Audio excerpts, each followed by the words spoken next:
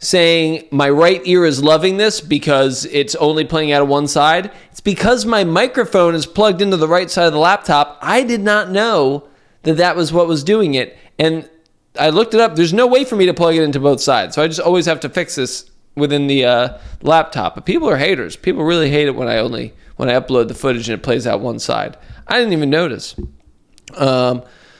Okay, so, somebody asked, what kind of shoes shall I buy? They started bouldering recently. I'm just going to go ahead and say you need to try on multiple shoes. Don't just go ahead and buy any one shoe that anyone recommends. Go to a place that has a bunch of shoes, try them all on. It's so much more about how it fits your foot than the shoe itself. I'm sorry to hear that you only have one ear, but I hope it's the correct one where my audio plays out of. Otherwise, that would be terrible. Okay, so we're talking about projecting here, guys, and the reason why I'm talking about projecting strategies is because anytime when you walk up to a boulder or a route, your process begins the second you deem that you want to start trying a climb, that you want to give it attempts. And from the moment you start trying something, or even before so, actually, if you've decided that you want to be, go on a trip or, travel to go try a climb, or one day want to attempt this climb, then your process has kind of already started. So I'm going to go through, start to finish, taking many approaches. This is actually the only chapter of the book that I have written 4 sections on, because it's just so never ending. You can always be utilizing different types of strategies and tactics. And I didn't get all the way in the weeds here because I do have a section that is kind of devoted in the book that's devoted to like obscure tactics and strategies that are far-fetched. But I do get into some rhododendron, if you will. They're not weeds, but they're invasive and they're everywhere. So not going to answer the how do you break past your V10 plateau, because that's going to just be so many different follow-up questions I have to ask.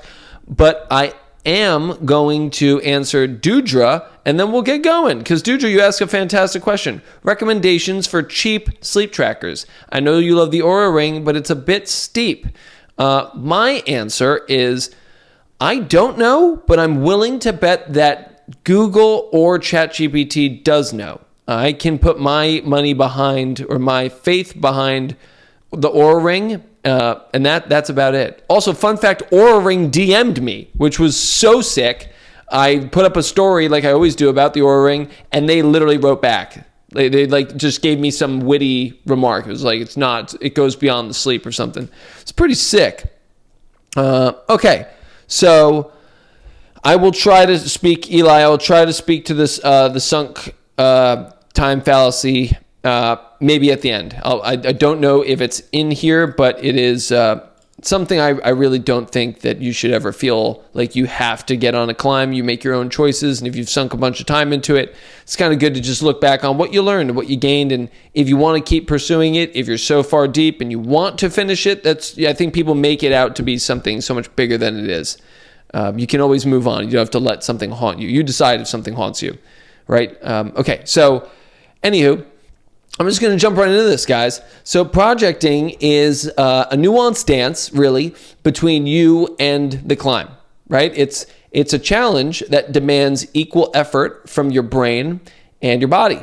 Whether it's your first time projecting a hard route or you're a seasoned vet of this game, the approach remains fundamentally the same.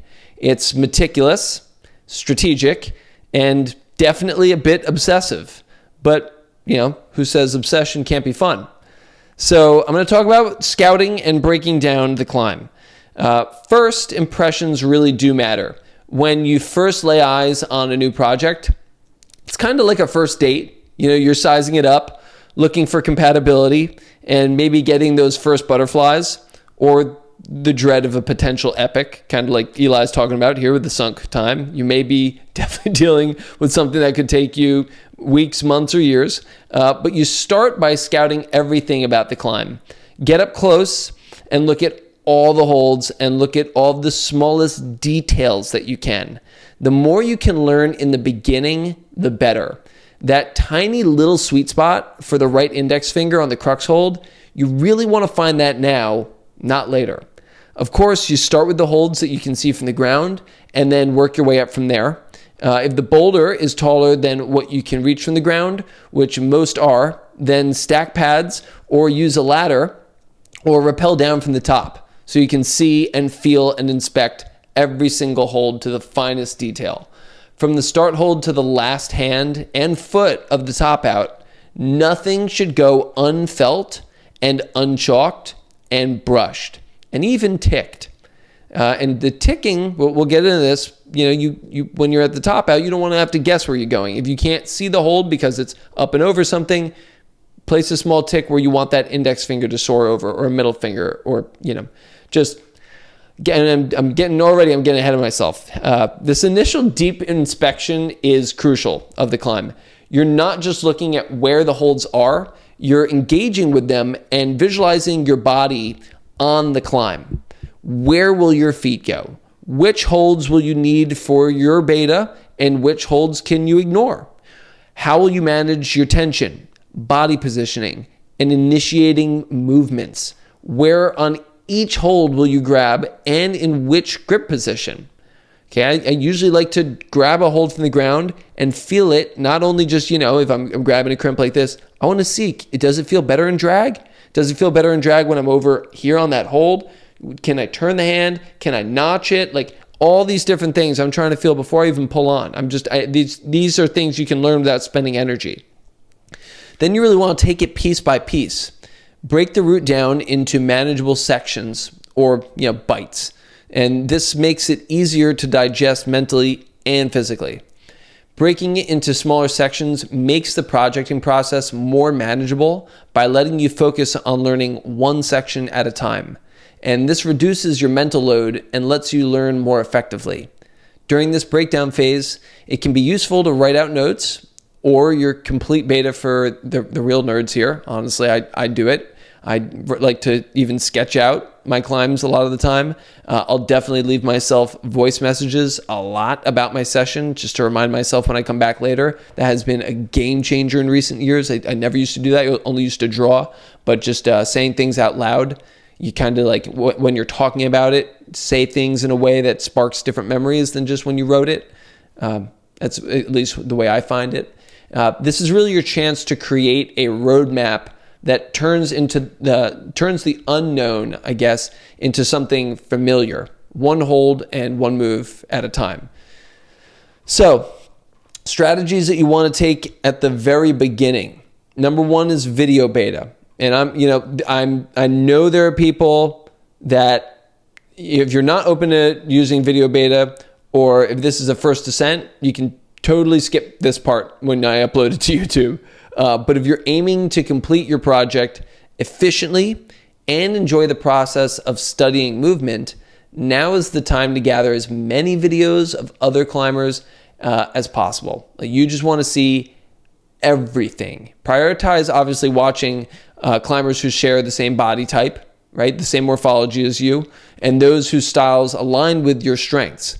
For example, if you're a taller climber with really big hands, you may not benefit from watching shorter climbers use the micro crimps to avoid a dynamic move. And likewise, if you're strong at compression, the video of a climber squeezing through the roof may suit you better than ones who avoid the arete and transition to the face early.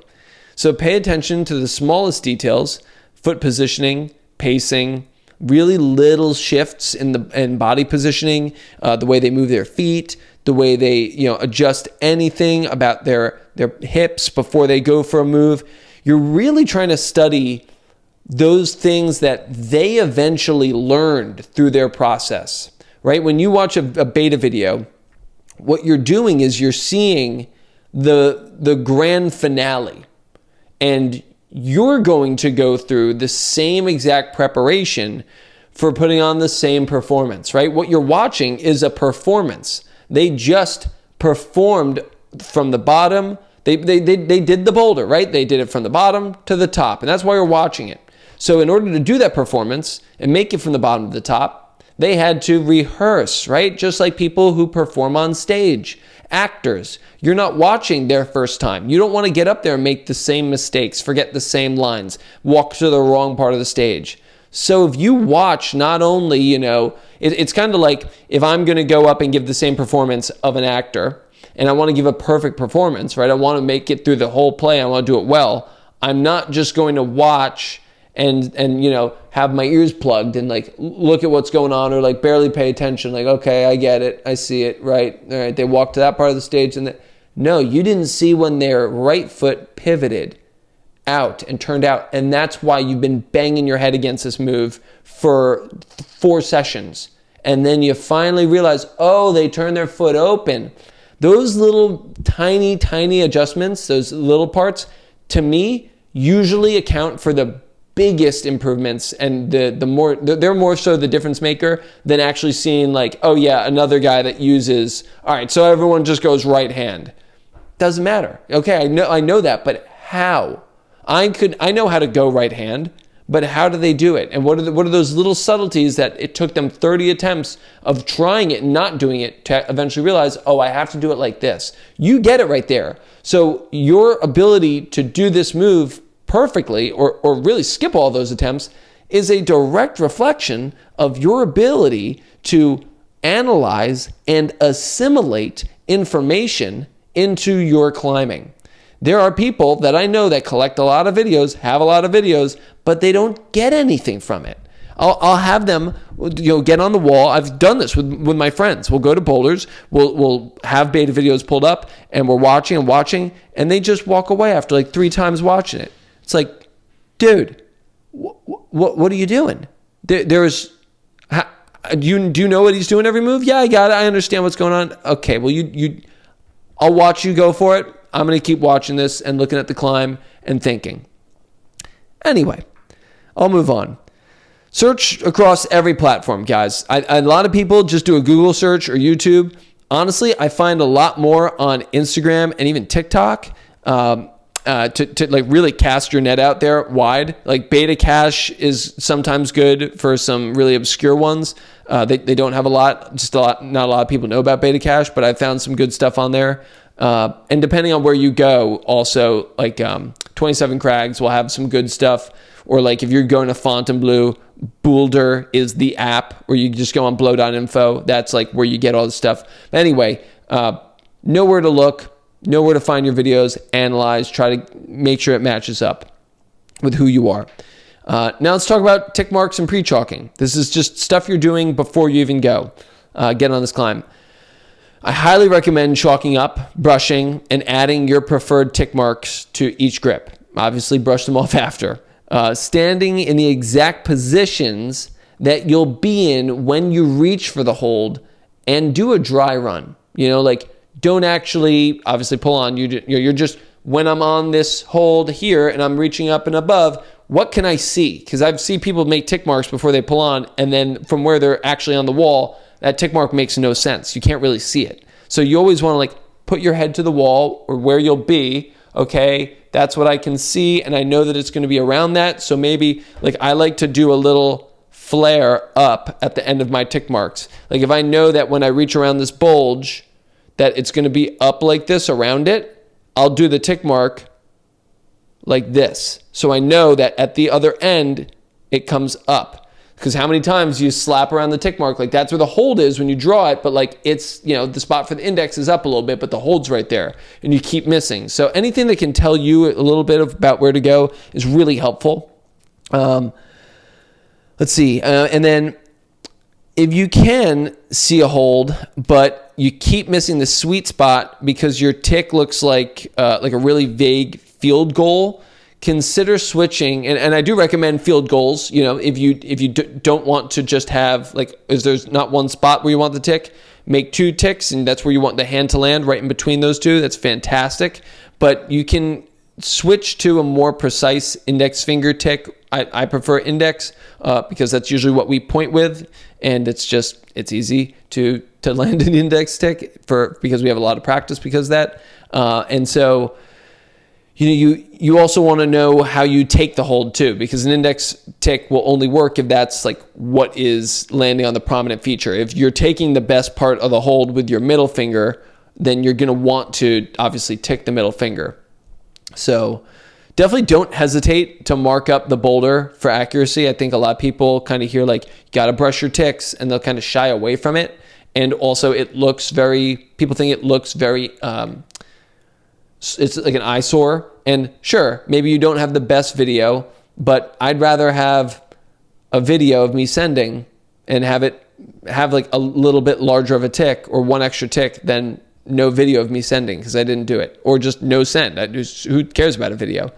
I have a lot of sends where I don't video, although it doesn't look like that because I post a lot. Okay. Identifying cruxes and sequences. Okay. Every climb has one, right? Or several crux sequences. The parts that make or break your send, truly. And identifying these early on is very key because they will dictate how you train for the project. Is the crux a technical slab move, a burly overhanging power move, or a cut loose dyno? Like those are totally different moves, and you want to increase or spend the most time towards training the thing that's going to shut you down the most, or the boss of that level. So knowing this really lets you tailor your training, and you want to mimic the crux moves, obviously the most in your training, or just at least build the muscle memory of doing these types of moves and the confidence. Like when you're in the gym, you want to be sending that type of move as well. It also allows you to structure your sessions around the most taxing moves. So if you save your crux for the beginning, while you have the most energy, you're going to have the best chance at improving at that skill, rather than always in your training for this climb saving it for after you've done hangboarding or after you've done something else. If the goal is to send this project and you're working on that outside, that should be the thing that gets your prime body dollars. Or saving even the most technical moves for the beginning if they're not too taxing but require full mental freshness. I remember I was working a boulder.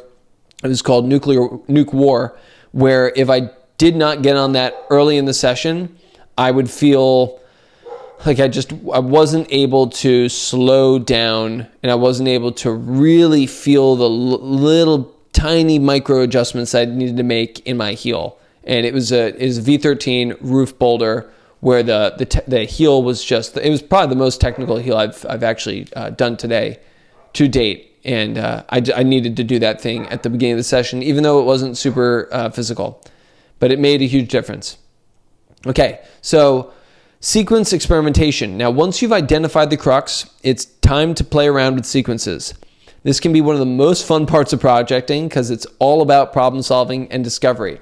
You try different foot placements, hand sequences, and body positions to find the most efficient way through. Sometimes what looks good on paper doesn't really pan out on the wall, and that's okay. The process of experimentation helps you understand the climb quite deeply.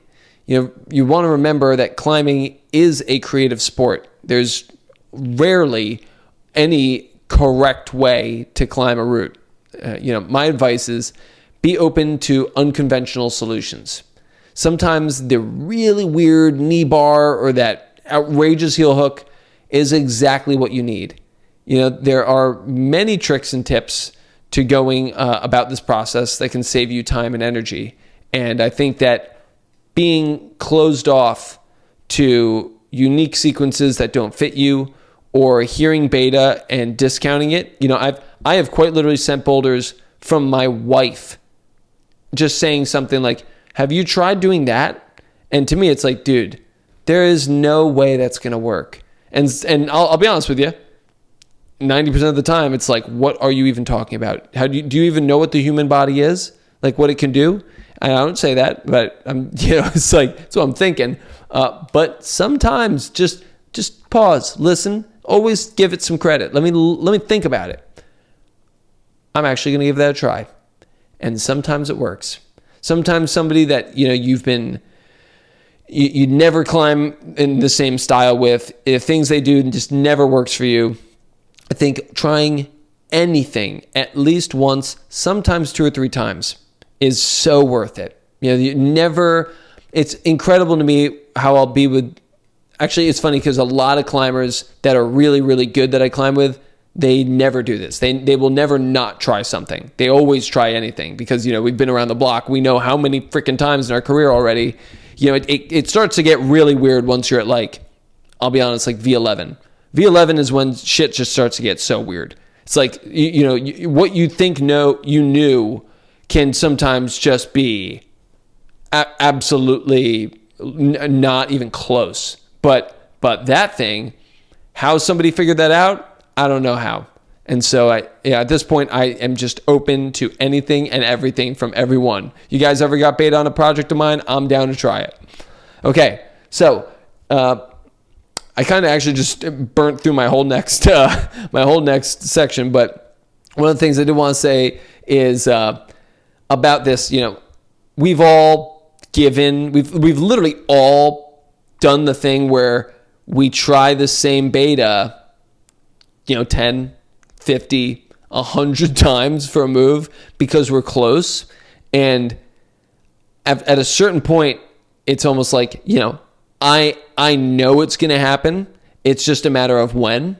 And you can keep gambling and you can keep showing up, waiting for better conditions, waiting for better this, better that.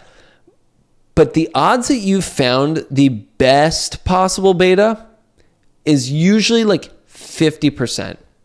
And that is what it's felt like for me, because so many times in my projects, it's like, I've got this thing, I know it, and then I'll find one video or I'll try one thing. It's like, holy I can't believe moving my foot, keeping my foot on the lowest foot instead of bringing it up and smearing the wall. I've been doing that over and over. So if you feel yourself, not only if you hear new beta, but if you feel yourself doing the same thing, or you've caught yourself trying the same beta over and over, and it's been sessions since you tried anything else, it's time to mix it up even just a little bit.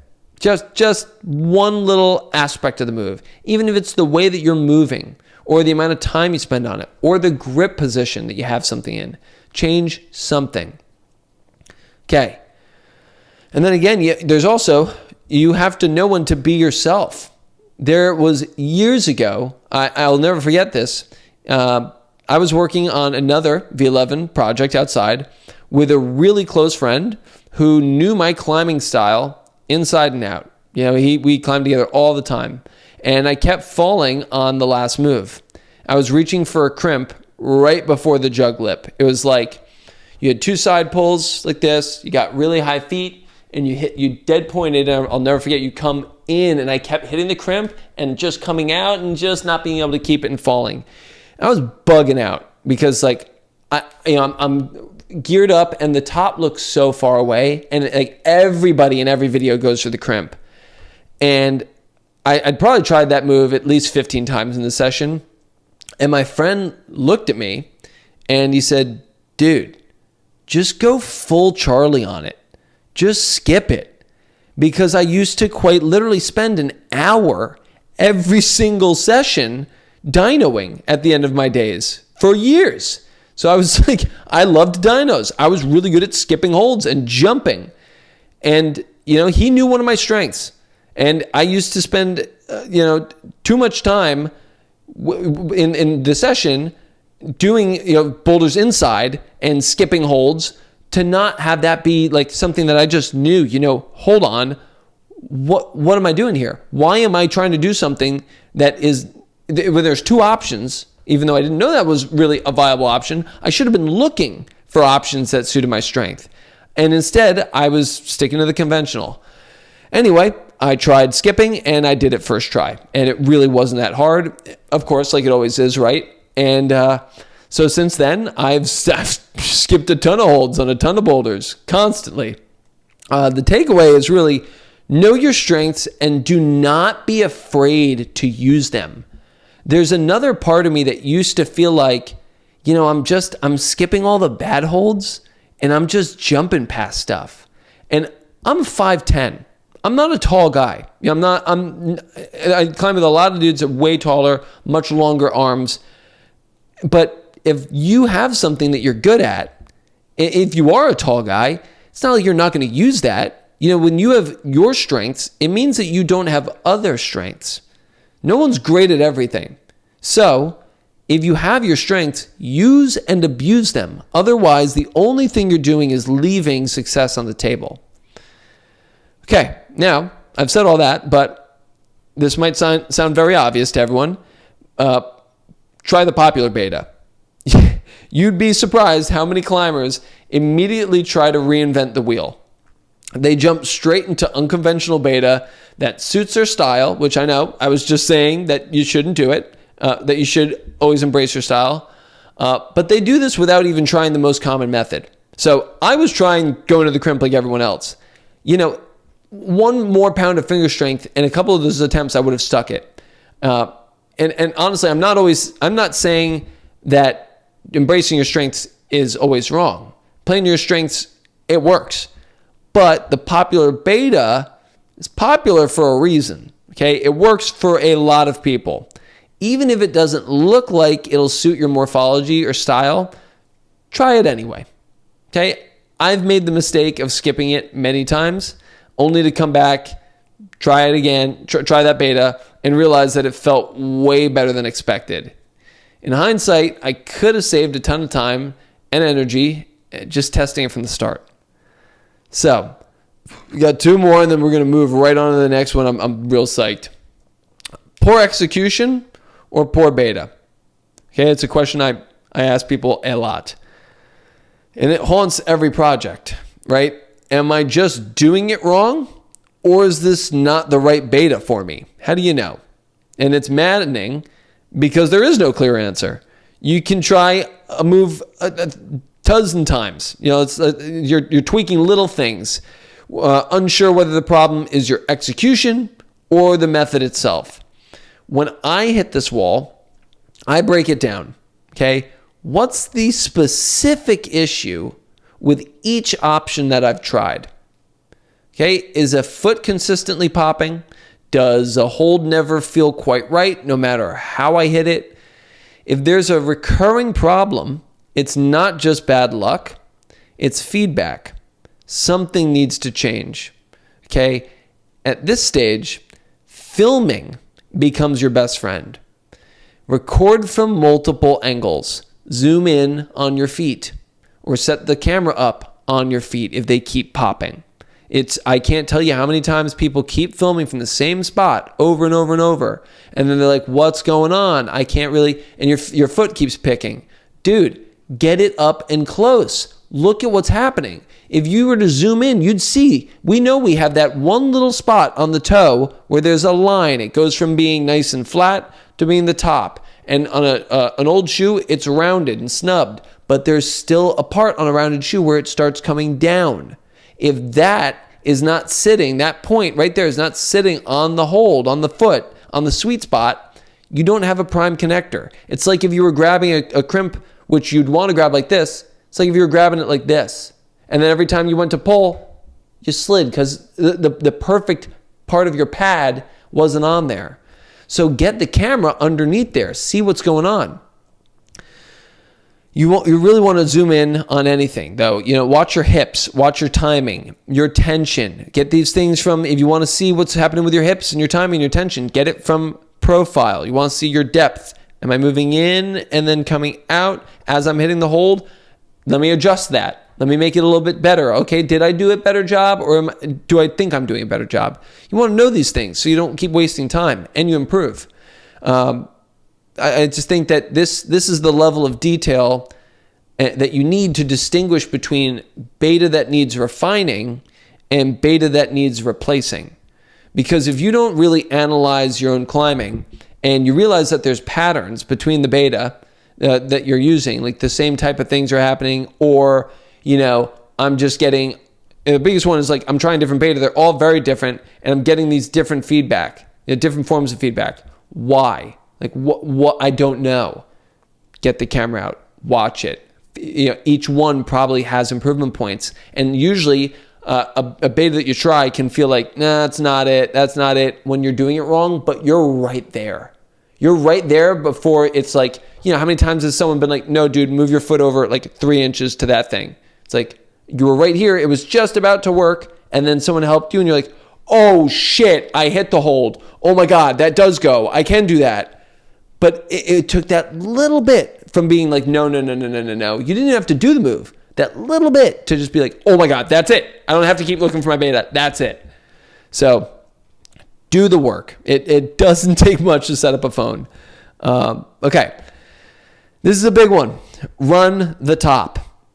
Run the top, please. If there's one thing worse than falling at the crux, it's punting an easy top out after doing all the hard work. It's why most pros rehearse the top out relentlessly, sometimes even working the boulder top down. They make sure that no matter how pumped or gassed they are, that final sequence is wired into their nervous system. My advice is rehearse the top multiple times during warm-up, even if you have it dialed. It should feel automatic. You never know when a damp hold or, sudden breeze, shaky heart rate will mess with your coordination. It's better to find out now than on the would-be send-go. I've rolled up to boulders, cleaned the top out, and then been like, all right, I'm going to give this a go. Let me just run the top. And as I had, in between brushing it and cleaning it and getting on it, dirt had gotten on the hold, or like a leaf or a pine needles. Like, just give it a go, okay? Hop on it, feel the moves. And I use this example all the time. So if you've heard this one, you don't need to. This was just the most I had done a top out, because on this boulder there was no warming up. It was just a V13, not much around it. I mean, there is a lot around it, but it's an annoying walk, and you have to really set up shop at this thing. It's called the Riverbed. It's a V13 in Switzerland, known for brutal power endurance. It was a 4-day epic for me. You can check out that post on Instagram. It was probably the most epic send I've ever had, with getting, almost dying from drinking bad river water and then sending this thing.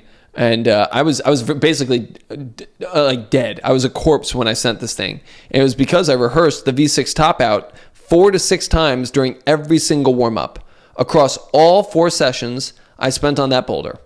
And on the send day, it was 25 degrees Fahrenheit. It was cold. I was sleep deprived from 2 nights of just horrendous sickness. And it was the final day of a 34-day trip. And I'm telling you guys, I was dead. Horrible. And I stuck the crux from the bottom. I gave it 1 attempt that day. I did the top out like 2 times, 3 times, or like it was, I guess, like 4 times to warm up. And it was only V6, so I'm just getting those moves in.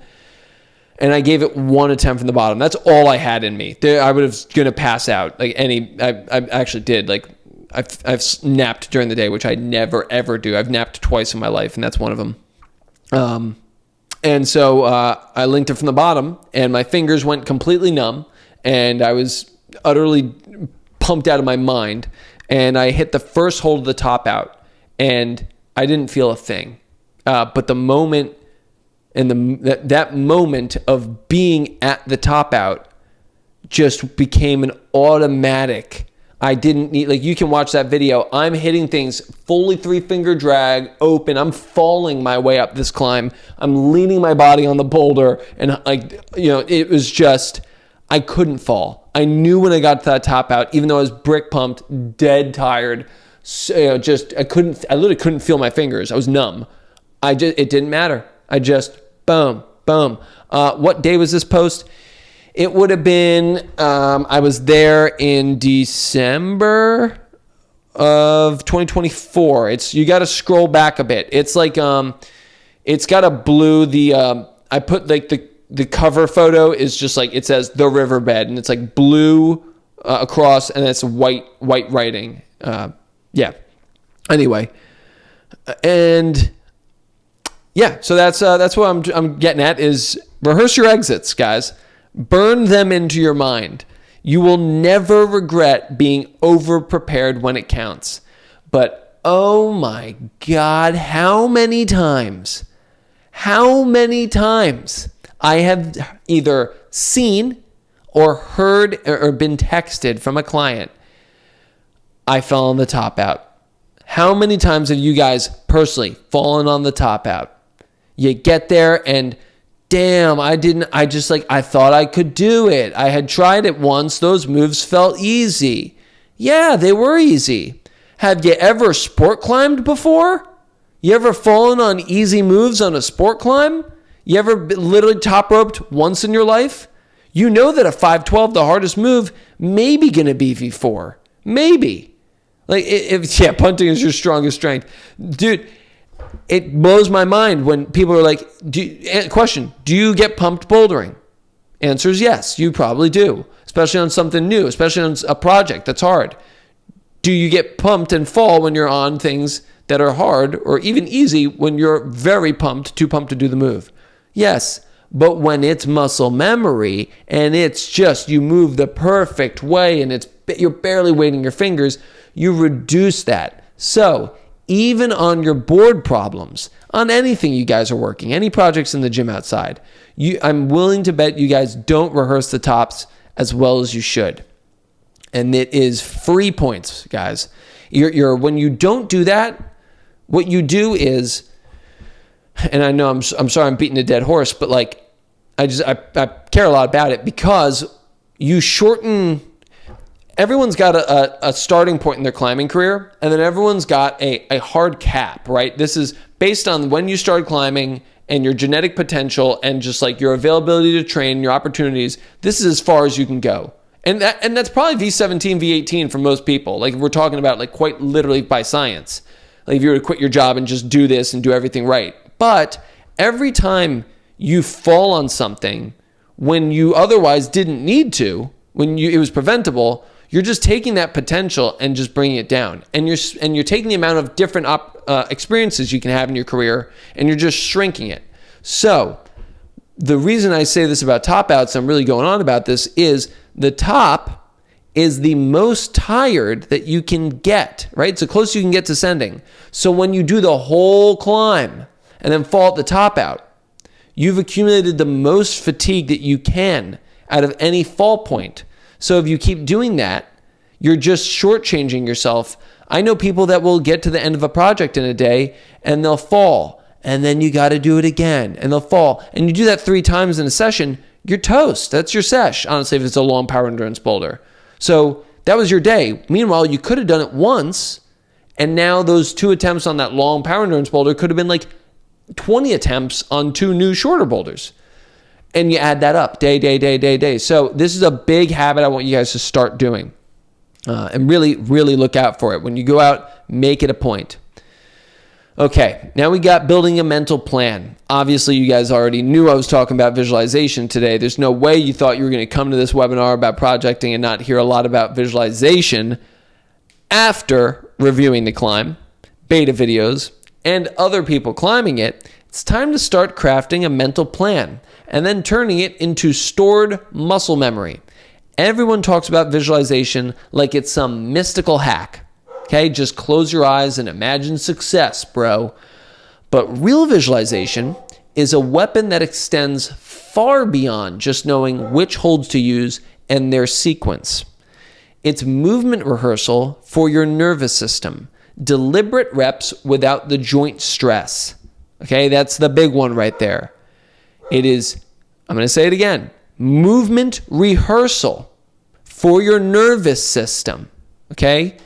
Deliberate reps without the joint stress. So you can quite literally improve at the climb without putting stress on any of the structures and accumulating any fatigue. And just like your time on the wall and your presence on the wall, the quality of your visualization will determine how exceptional that first attempt is. And that first attempt determines how great your second attempt, third, fourth, fifth, right? It's your starting point. There's a reason why some people are real damn good at flashing stuff. It's not because they're really strong or really skilled, though that helps. It's because they are really, really skilled at visualizing. I used to compete for 13 years. I used to do endless open comps, one a weekend. I used to get in that comp. I'd have 4 minutes. I'd turn around. I'd never seen this climb again. Okay, here we go. Okay, got it. Boom. Execute. No better feeling on the planet. I've also been to comps where I turn around and I'm like, I'm so nervous. I know that guy just sent. My thoughts were not there. That visualization sucked and I made mistakes. Okay? It's how the elite athletes in the world refine micro skills and execution down to the tiniest detail before they even touch the wall.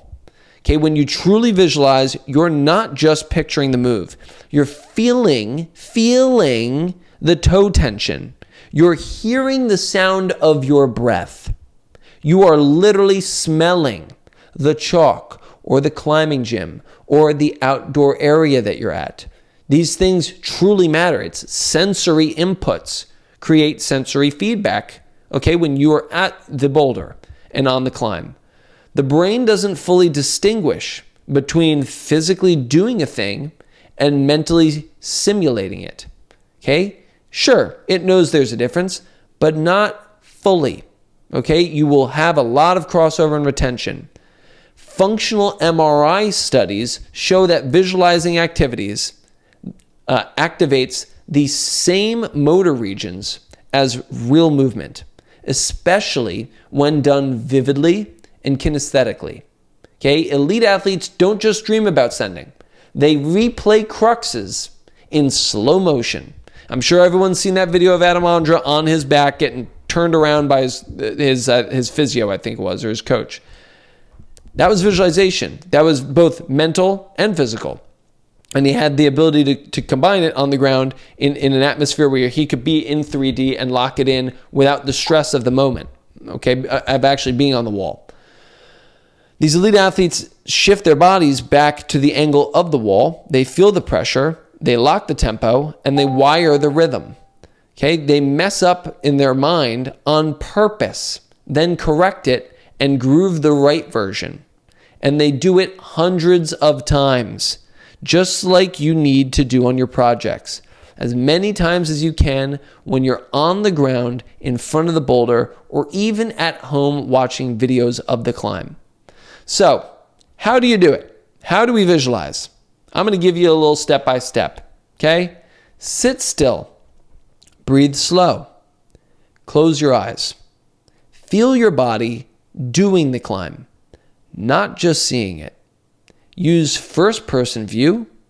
Add real-time breath, pressure, effort. Okay, I want you to picture mistakes too.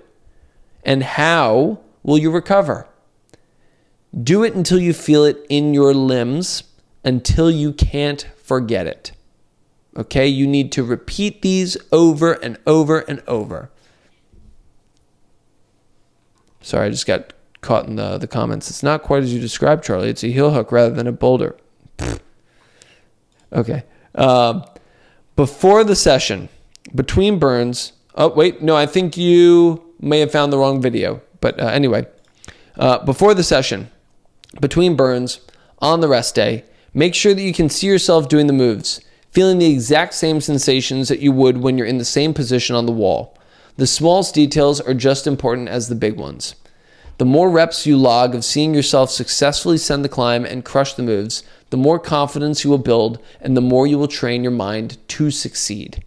Visualization is deliberate practice for your subconscious, and it sharpens your timing, execution, and flow. It helps you move like someone who's already done it before, because in your mind, you have. Reps don't always need gravity. Sometimes they just need attention. So take a few extra minutes and you'll shave countless learning attempts off of your projecting process. And if you're someone who knows that they need to do more of this, then you're going to love my other chapter on visualization. Yeah, that's right. It's got its entire own chapter. And that's why I want to go on a hard tangent, but I literally passed the note already that said, don't do the tangent about plan A, plan B. Although I've already done that. I've done we've done beta reading. We've done root reading. Go see that webinar. Okay. Emotional preparation, guys. Man, I'm getting dry. Okay. A key part of your mental preparation should be learning to embrace setbacks. Projecting is a true emotional roller coaster, full of exhilarating highs when you make breakthroughs and demoralizing lows when progress stalls or reverses. No matter how strong, prepared, or confident you feel, there will be days when everything seems aligned, yet the send still slips through your fingers. How many times does that happen? You feel great, you go in, doesn't happen. And that's normal. And it happens more often than you'd think. At least, it happens to me. It happens to a lot of the people I coach. It happens to everybody. It happens to everyone that I'm friends with. Okay, this doesn't mean that you shouldn't walk into a session with a well-structured plan and genuine belief in your ability to succeed. You should. But one of the most powerful mindsets that you can adopt is to let go of expectations. Instead, arrive with intentions. Show up proud of the work that you've put in. Focus on making excellent decisions. Okay, giving full effort and climbing with precision and presence. Personally, I always take time to reflect on what I'm grateful for, not just in life, but specifically in the projecting process. I don't get stuck fixating on the send anymore. Okay, I choose to celebrate the process itself. That's why I'm doing it, right? It's the puzzles, the movement, the little improvements, the camaraderie when you're out there with your friends. Those are the ones that are really worth chasing, honestly. That's why we show up, right? That's why we go on the trips. That's why we go outside. That's why we go and get on it. If you wanted to go out and send something, you just stay in the gym. Honestly, they're a lot easier. Usually less gas money. But when you shift your goals towards things that you can control, effort, focus, decision-making, gratitude, you build an experience that feels fulfilling even when you don't send. And let's be real, projecting at your limit means that you're signing up for repeated failures. If your only goal is to top out, you are setting yourself up for regular disappointment, because true limit level climbing is 99% failure.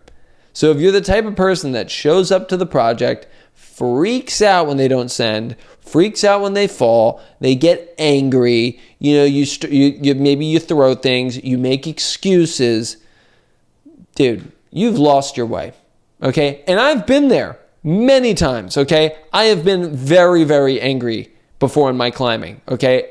I'm not gonna lie. I've thrown temper tantrums before, okay? I've had breakdowns. I don't do that shit anymore. I stopped that a long time ago because it was not how I was gonna stay in the sport, and I felt myself feeling nothing but negative emotions when I'd show up to climbs. Okay, it's been many years since I've done that stuff. And I can tell you firsthand, my enjoyment in the sport, and honestly outside of the sport, and just in my daily life, so much greater than what it used to be. So now I want to say that you guys, it's just as important as being emotionally prepared. You also want to stay mentally flexible. Okay, the deeper you get into a project, the more information you gather.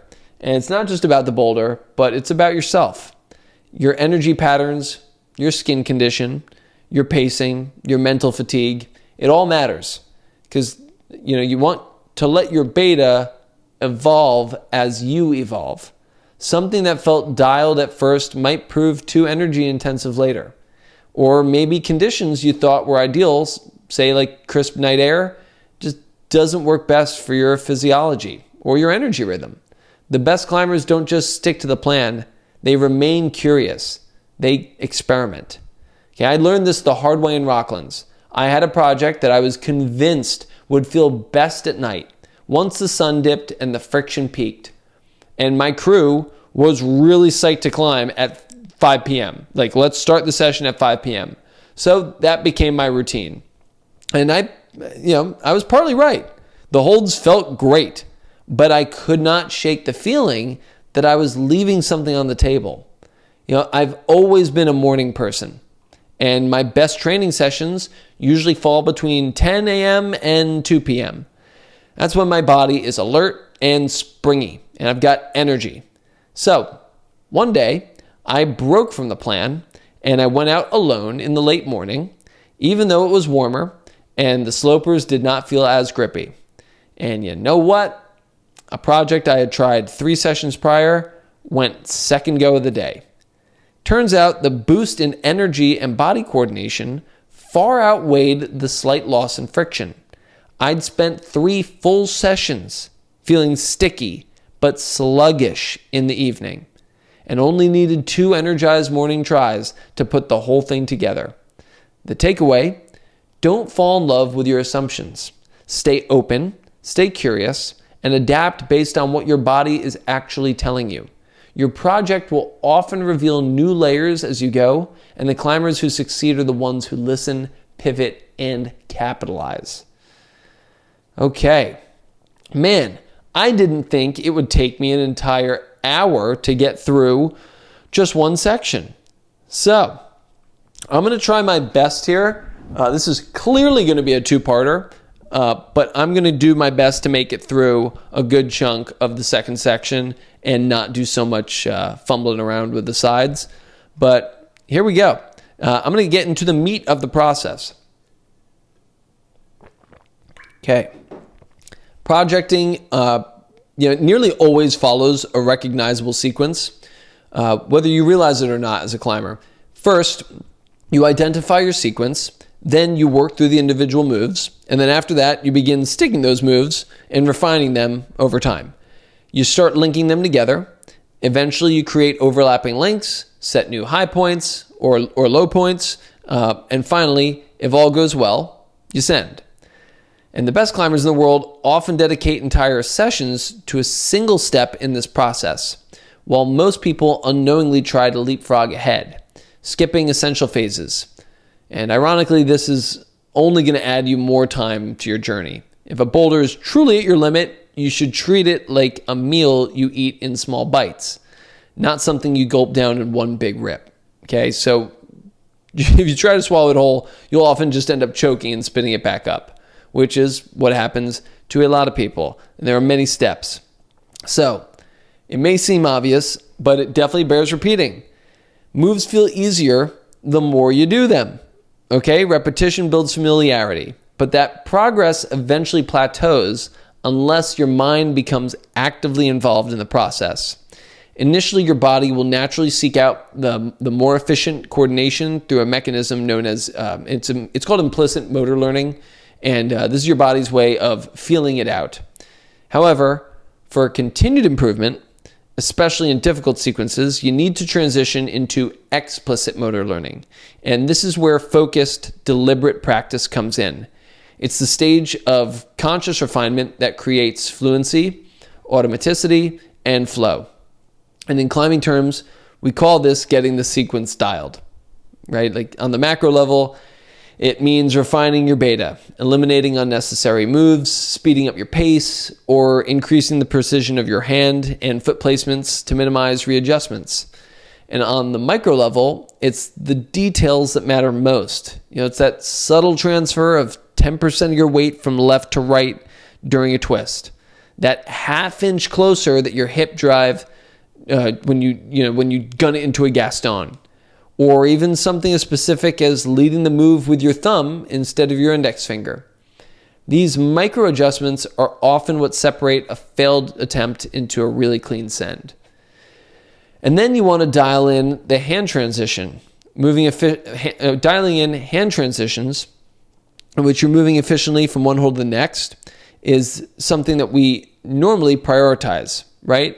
But often overlook the foot transitions that precede or follow them. In many cases, these foot movements are just as difficult, if not more so sometimes, than the hand movements. And they're almost always ripe for efficiency gains.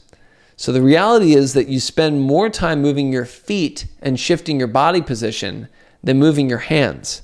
That means footwork deserves just as much deliberate repetition and refinement. So give it the same attention, the same analysis, the same reps, because when you do, everything else will flow more easily. Okay, I can't tell you how many times on my boulders it's a really easy thing to warm up with. By the way, guys, just going to throw in A little aside that I don't have written here as a note is that if you are looking to warm up for climbs and you're using your hang block, you're using like whatever you've got with you, that's great. But in my experience, if it's not going to steal skin, one of the best things to warm up for is the thing that you're warming up for, or you warm up using, right? So I love to pull on to holds, and then I'll get my feet in the position, and I'll activate the muscles in that position, squeeze, tense everything up, relax. Okay, and then I do foot movements. Put the foot on, bring the heel up, bring that foot up, get ready for the throw, pop off.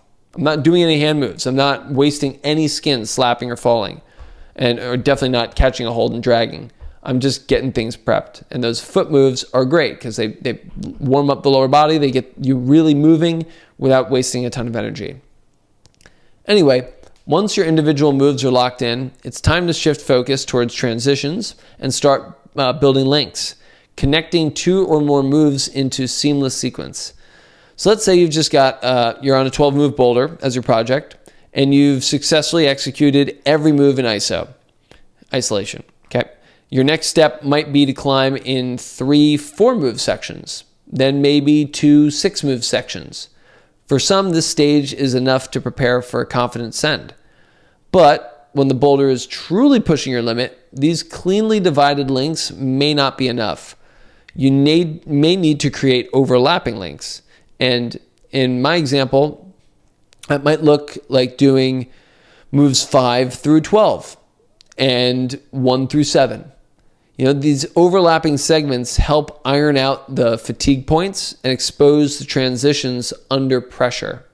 And at this phase, when fatigue is building and the finish line is like right there, it becomes tempting to push every attempt to the max. And I'd be lying if I said that I wasn't guilty of doing the same thing, right? You've done the links, you've maybe even done a little overlap, and you feel like, all right, I'm going to go for it. All right, I know I can do this.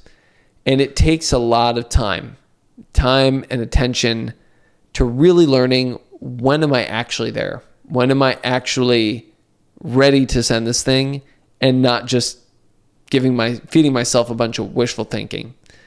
So you tell yourself just one more move, but really it results in overextending, falling on move 9 when your original goal was move 8, and losing precious skin to a desperate slap.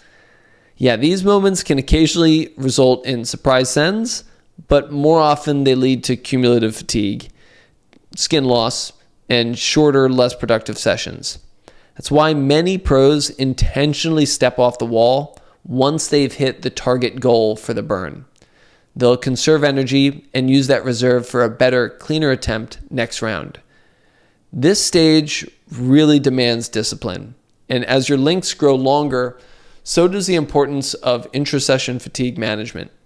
So set logical checkpoints, take longer rests, and resist the urge to get greedy. Because in the final stages of projecting, success belongs not to the most aggressive climber, but to the most strategic one. And I just want to say one note about pro climbers that step off the wall. That is something that I'm sure you guys have obviously seen in bouldering videos, but it is something that they do for 90% of the process. You see a lot of the falls in videos because they look, it's like you'll see someone falling on the same move, and sure, you got to gun it. But the majority of the process that pros do is they'll stick moves, they'll do like the easier sections, and then they'll go, and you're like, oh, sick. And they'll get like, they'll be right before the finish and they'll drop. It's like, what the hell? It's like, obviously they probably didn't do that from the start, but it's like, yeah, I was just doing it from the first move to the second to last. What? That's it? Like, yeah, I'm just running it. And they'll do it again until it's ironed out. They need that. It's the same thing as that top out. They're just making links without doing that first super hard move every time again. They're not ready to do that link yet. And they know if they keep doing that, they're just going to elongate their process. And that's, I think, the hardest thing for earlier climbers to understand is that you see that starting from the beginning, once you've gotten a couple moves done and you've got nice links, that's the way that you're going to get the send. but it might take you, let's say in this session, starting from that taxing first move and doing all those moves, you can only do about 6 tries like that before you actually get too tired to do it. But if you're doing just, ironing out the easier section, ironing it out, you could maybe do that 20 times and still have energy for, 1 or 2 good attempts from the beginning. And maybe if you tried all 6 from the beginning, you're not learning and refining moves. You're just doing them tired and sloppy. And then you have to come back again and again because you're just going to do that again. So now it's 4 sessions later you're doing it. Meanwhile, that pro, they linked those moves. They try it once, twice in the beginning. They don't do it that day. They're maybe a little too tired. They come back, first go next session. They waited to go, but they were building with a guarantee the whole time. And that's something you should really try in your next session, guys, is go up to a boulder that you've been working and just put in a working session. Just quite literally practice the tactics and strategies. These things that the pros do, these are things that you should practice because you become what you practice. So if you practice the best tactics, practice the best discipline, patience, and strategies, those are the things that you're going to have most readily available in your mind. And that's what you're going to call upon when you need something, right? You need a job done. I'm going to do the thing that I've been practicing. Great. Okay, you just got a bunch here today. All right. It's been a full hour. I'm going to go ahead and push through because I'm a lunatic. And we're going to do just a little bit more of this section because section 3 and 4 aren't too super long, so I'm just going to do it.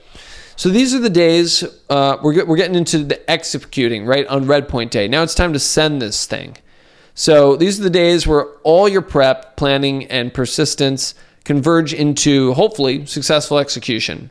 That moment when you take all the drills, all the falls, all the lessons, and all the hopes up the wall with you. But to truly capitalize on these days, you need a clear strategy, not just for climbing the route, but for managing your energy, your body, and your emotions from the ground to the top. So, strategic attempt planning is key. Pacing your efforts on red point day can make or break your chance of success. It's not just showing up strong. It's about making smart decisions throughout the season, the session. Begin by assessing your current energy levels and physical and technical demands of the climb. Then craft a rest, attempt, recovery strategy that aligns with those needs. Okay, and skin should also be taken into account here. If your initial pacing is not producing the desired results, don't hesitate to adapt. Okay, for example, if you're not feeling fully recovered between your burns, increase your rest interval or take a longer break altogether. Sometimes a snack or a small meal followed by 15 minutes to an hour of downtime can reset your system. Other times, your fingers might feel fresh, but your larger muscles are still cold. In that case, incorporate dynamic mobility work, some light isometric contractions, or activation drills to bring your body back online. It's also critical to work with the environment and the conditions around you. If your boulder bakes in direct sun from 9 a.m. to 4 p.m., you'll want to schedule your session outside that window. Similarly, if the forecast shows that wind will pick up around 6 p.m., offering better friction, it may be wise to wait it out. Be patient, read a book, stretch in the shade, go for a nice little walk, have a snack. Timing is everything. So time your most energized attempts with the best possible conditions, and then you get that double whammy that provides that extra edge that you need. Quick example, I'll never forget this, and this was a really, really big game changer for me, was I used to eat a good amount of food when I'd go out during my sessions. I had the same timing almost always, and I would even account for the walk-in, the hike-in, but this day I think that I just must have eaten too small of a dinner the night before, or didn't have as much fuel reserves, glycogen in my body, whatever. And I was working at V10. It's called Moby Dick in Rock State Park in Maryland. And I'm working this thing, and it's a physical boulder, and it was just shutting me down. Like, I kept getting the same move, falling, and I felt like crap the whole beginning of the session. I never really got warm. I just didn't feel good. And I knew that, like, my energy was down. I just did not feel like, you know how you're supposed to feel, and I didn't. And I took a break, and I ate a sandwich. Usually I just snack on things. I'll have something small. But I ate an entire sandwich, like a whole peanut butter sandwich, and I chilled. And I knew that I wasn't going to get that energy from that sandwich for about 30-ish minutes. That's when it would start.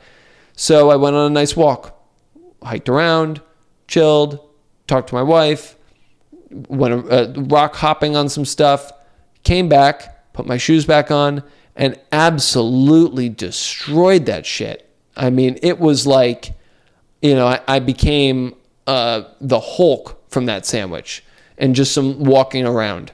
I didn't even need to warm back up that much. I pulled on, I just knew, pulling on a jug, I was like, oh yeah, we're back, baby. First go. So peanut butter sandwich beta, my guys, that's where it's at, okay? But seriously, cannot recommend enough understanding where your body's at. And no lie, sandwich goes a long way. And resting, okay? Resting, that's a good point, actually. Resting is not just about catching your breath. It's about intentional recovery, okay? There's a difference between passive downtime and active rest that sets you up for the next burn. So that was what I was doing, was active rest. That's a huge difference between just sitting down and eating that sandwich and chilling. I went for a walk. So during your rest, you want to rehydrate, obviously eat if you need, and mentally rehearse the climb, okay? Visualization, especially when paired with deep breathing or a calming routine, can solidify beta and improve movement execution. So pay close attention to the conditions. Of course, on a hot day, don't want to chill in the sun, go to the shade, use a cooling towel or a cold can on your neck or chest, and manage your core temperature. On cold days, stay warm by layering up and using light movement or stretching to keep your muscles supple. Okay? Just as important as listening to your body, if you notice that your recovery feels sluggish, your pump isn't dissipating, or your skin feels more sensitive than usual, extend your rest. Restoration is not a one-size-fits-all, guys. While an 8-minute rest might work great after a hard effort on a 9-move boulder, it might not leave enough gas in the tank for a full day of attempts. In contrast, a 12-minute active rest, perhaps involving a light walk and some breath work, could allow you to sustain high-quality efforts deeper into the session. So experiment. Track how you feel. The right rest rhythm can multiply your chances of success. And this is something I want you guys to also think about, because I know that the two things here. Elite athletes, elite climbers are known for two things. They're known for very long sessions, right? And really long rests. The better the athlete, usually it's the longer the rest and the longer the session. So I know a lot of climbers will do 2 sessions in a day, right? They'll go out in the morning, they'll go out at night, and they take that break in the middle of the day. But a long single session will be able to be sustained by a pro that's taking longer rests than that same pro that's taking shorter rests. So if you are taking 5-minute rests in between boulders and you feel good when you get on them, by taking 5-minute rests, and I'm just using this as an example on a long, tiring boulder, you might get, let's say, 20 attempts for the day. But if you extend that rest to, let's say, 10 minutes, you might be able to get 30 or 40 attempts for the day. Because when you don't fully recover, you're hitting a tired or a not fully fresh body that hasn't recovered all of its energy sources. So you're digging deeper and deeper and deeper and deeper. And then you're digging into reserves. When you dig into reserves, the body it basically calls quits. So taking longer rests will actually allow you to get more attempts in total. I'm actually going to stop it here, guys, because I don't want to rush through anything else, and I do have a good bit more to say. So I'm going to make this a 2-parter here, and we will pick this up next time. And I do want to make sure that I get some questions in. So I'm going to answer some questions, and then we will be right on our way. Man, when you pause the Instagram live, it just stops right there. Okay. All right, so I got 2 questions here. Let's see. Oh, I got a couple. I got to go scroll up. I'm sorry. R.I.P. Beta Cash. I know. Sad. Yeah, Kaya. Oh, how did I forget? Kaya is just chock full of beta videos. Man. Okay. Elias, been thinking about putting in some real time behind Magnificence at the power lines. Would love some tips from the man himself. Well, definitely don't do it the way I FA'd it. That's my best advice. The way I did it is fully V10, and the new beta is 100% V8, and honestly, probably a better climb. So check out any other beta videos. I don't even have a beta video of me doing it. I just had my mom spotting me and one pad. So, okay. That's sick that campusing the proj was easier. Okay, Bergie, here we go. I got you, brother. Welcome. Was wondering if you have any experience with density hangs, Emil sub max hangs. I've been doing them recently as part of A2 pulley rehab, and I'm wondering if it is worth keeping them as part of my routine moving forward now that my finger is better again. Okay, so the Emil sub max hangs, they don't really do anything at all in terms of creating an adaptation. It is far too weak of strain on the body to make any type of strength adaptation at all. I mean, it's just not even close. So they're great for getting blood flow to the tissue and putting the tendon under strain, which when you do that repetitively is good. One for just coordination. It's keeping blood flow in the fingers. You are keeping active. So it's good to do if you're not climbing on a rest day. It can be helpful. It's not making you stronger. It's just making it so that you are more neurologically primed and that you're getting blood flow to the tissue, which can definitely help you on your recovery. So is it a good thing? Totally. Is it the same thing as density hangs? Definitely not. Density hangs are actually a sufficient load to drive multiple forms of physiological adaptation. So I would say both are great. If you were to pick one or the other, definitely density hangs. You could go without the Emil Abrahamson hangs, and you could get similar results. Wouldn't be the exact same, but you could get the same results from just tendon glides. Rice bucketing is great. But yeah, anywho. Joy. Hey, Joy. Sorry if this is already discussed. I joined late today. Do you have any advice on choosing warm-up climbs for projecting? Oh, Joy. Just going to say, who's shocked here that Joy is a fantastic question? Literally the best questioner of all time. Joy, this was fantastic. I'm so glad you asked, actually. Is it necessary to warm up on boulders on the same terrain and same hold types? Movements as a project. If you're working on multiple projects in one session, how to sequence which one to get on first?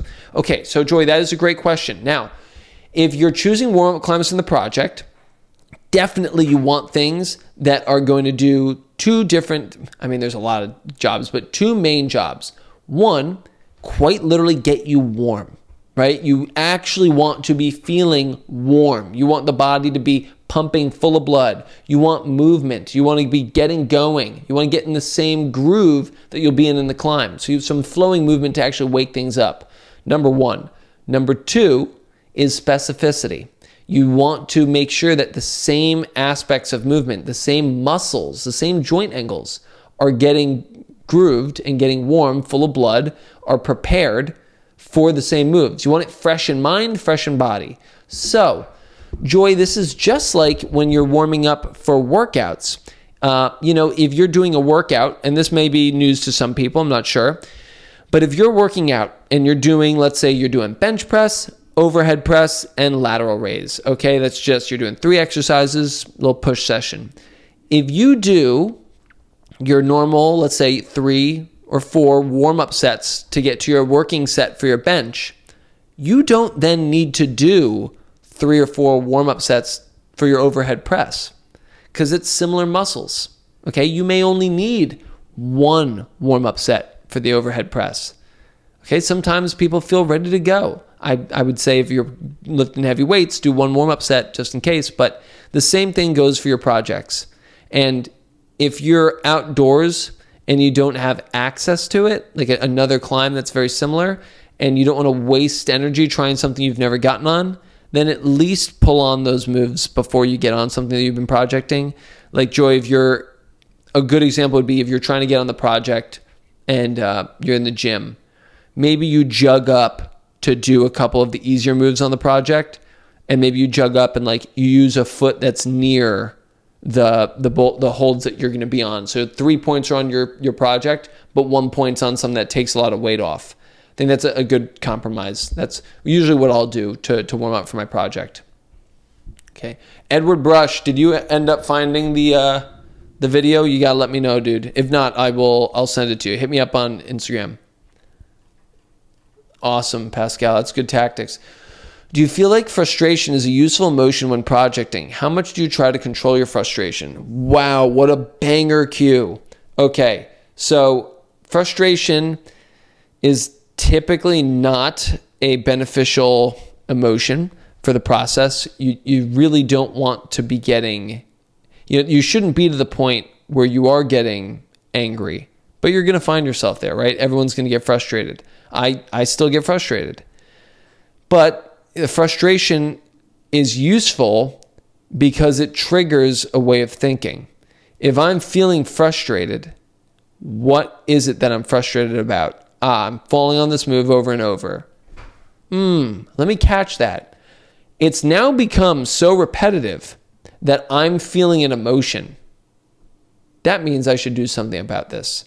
It's now crossed a line, right? It was tolerable, meaning it wasn't that repetitive, but now it's become so recurrent that I'm getting angry. Okay, I know that I need to change something because if I don't, it's going to turn into frustration becomes anger, which becomes fury, which becomes rage, right? So we're trending in the wrong direction. And maybe it's that our tactics aren't really panning out, right? So I think that 9 times out of 10, frustration comes from us not having an answer that we know that we haven't done the right job to get. Either I'm frustrated because I'm not strong enough for this move, and I know I could have been doing better in my training, or I could have trained in a better way, or I could have done things differently when I was out last night. Nobody really gets frustrated, right? Like, when do you get frustrated? When you're on something super hard beyond you and you can't do the moves. Even if you fall on the move 100 times, you're not going to get frustrated, right? Because you're doing your best. It's just so hard. It's like you're going to, it's not like I had expectations, but we get really frustrated when we had expectations or we knew we could do something, but we didn't capitalize on the opportunity properly. So I think that how much do I try to control my frustration? I go through great lengths. And instead of frustration, I look at patterns. So all of this frustration is formed from, like I said, right? Like something's becoming repetitive.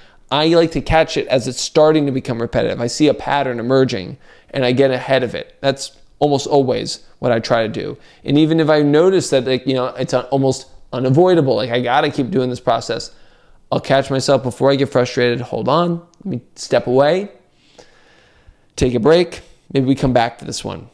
Because nothing productive really happens when you're frustrated. The only times I will say, Danklin, there's one situation where frustration has worked for me, and that is on dynos. That's it. Once in a blue moon, okay? It's not all the time, and it's rare. It's once in a blue moon, I will just get full of rage, and I'll just freaking, you get angry, and your muscles just get a little more tense, and sometimes it just works. So, because it's just, man turn off brain and just go boom. So you don't really need to be too focused. Sometimes, a lot of times you do.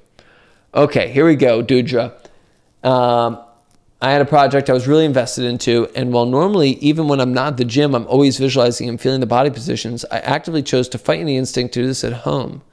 At the gym, I would always rehearse because I didn't want to reinforce bad movement habits that would transfer to the wall. In hindsight, I'm not sure whether that behavior played a part in my success. Do you think that visualizing off the wall, especially when you can't see and feel the holds and distances, is still effective? Yeah. If you've been on it, absolutely. But obviously there's quality, right? It's like if you're doing the move to the same quality that you're doing it when you're on the climb.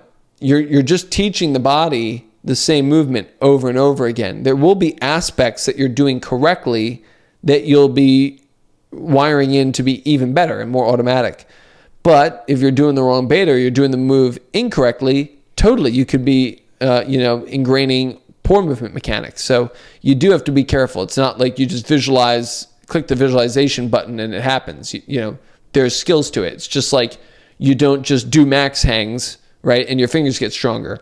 You have to execute max hangs properly, good form, right amount, at the right time, follow it with the right rest period. Same thing with anything. There's a right way to do it and a wrong way to do it. Emily. Oh, I hope this is Emily Shu. Hey, Emily. Okay, I find it easy to rehearse top outs during long-term limit projects. It's kind of baked into my routine.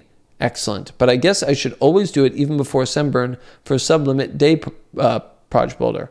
Are there any exceptions? I guess it's extra important if the boulder is long. Yeah, Emily, there's not really any exceptions, honestly. It's like if you can do the top, do the top. The exception, on your flash burn, right? It's like if on your flash, you're on site. Don't run the top because, oh my God, I will never forget. I did this. I had never flashed V12 before. And I just didn't think that I was going to flash V12. It was a notorious hard one. And I did the V2 top out. Flashed that. And then flashed it from the low to the top. And the V2 top out was a joke. So, always go for a flash burn. I never don't go for a flash burn anymore. Anyway, it was that was my best performance possibly on rock. Also one of my best days climbing ever. But yeah, that was crazy. Okay, I can do it. How to practice the crux in isolation when there aren't any good holds jugs to use to climb up to it.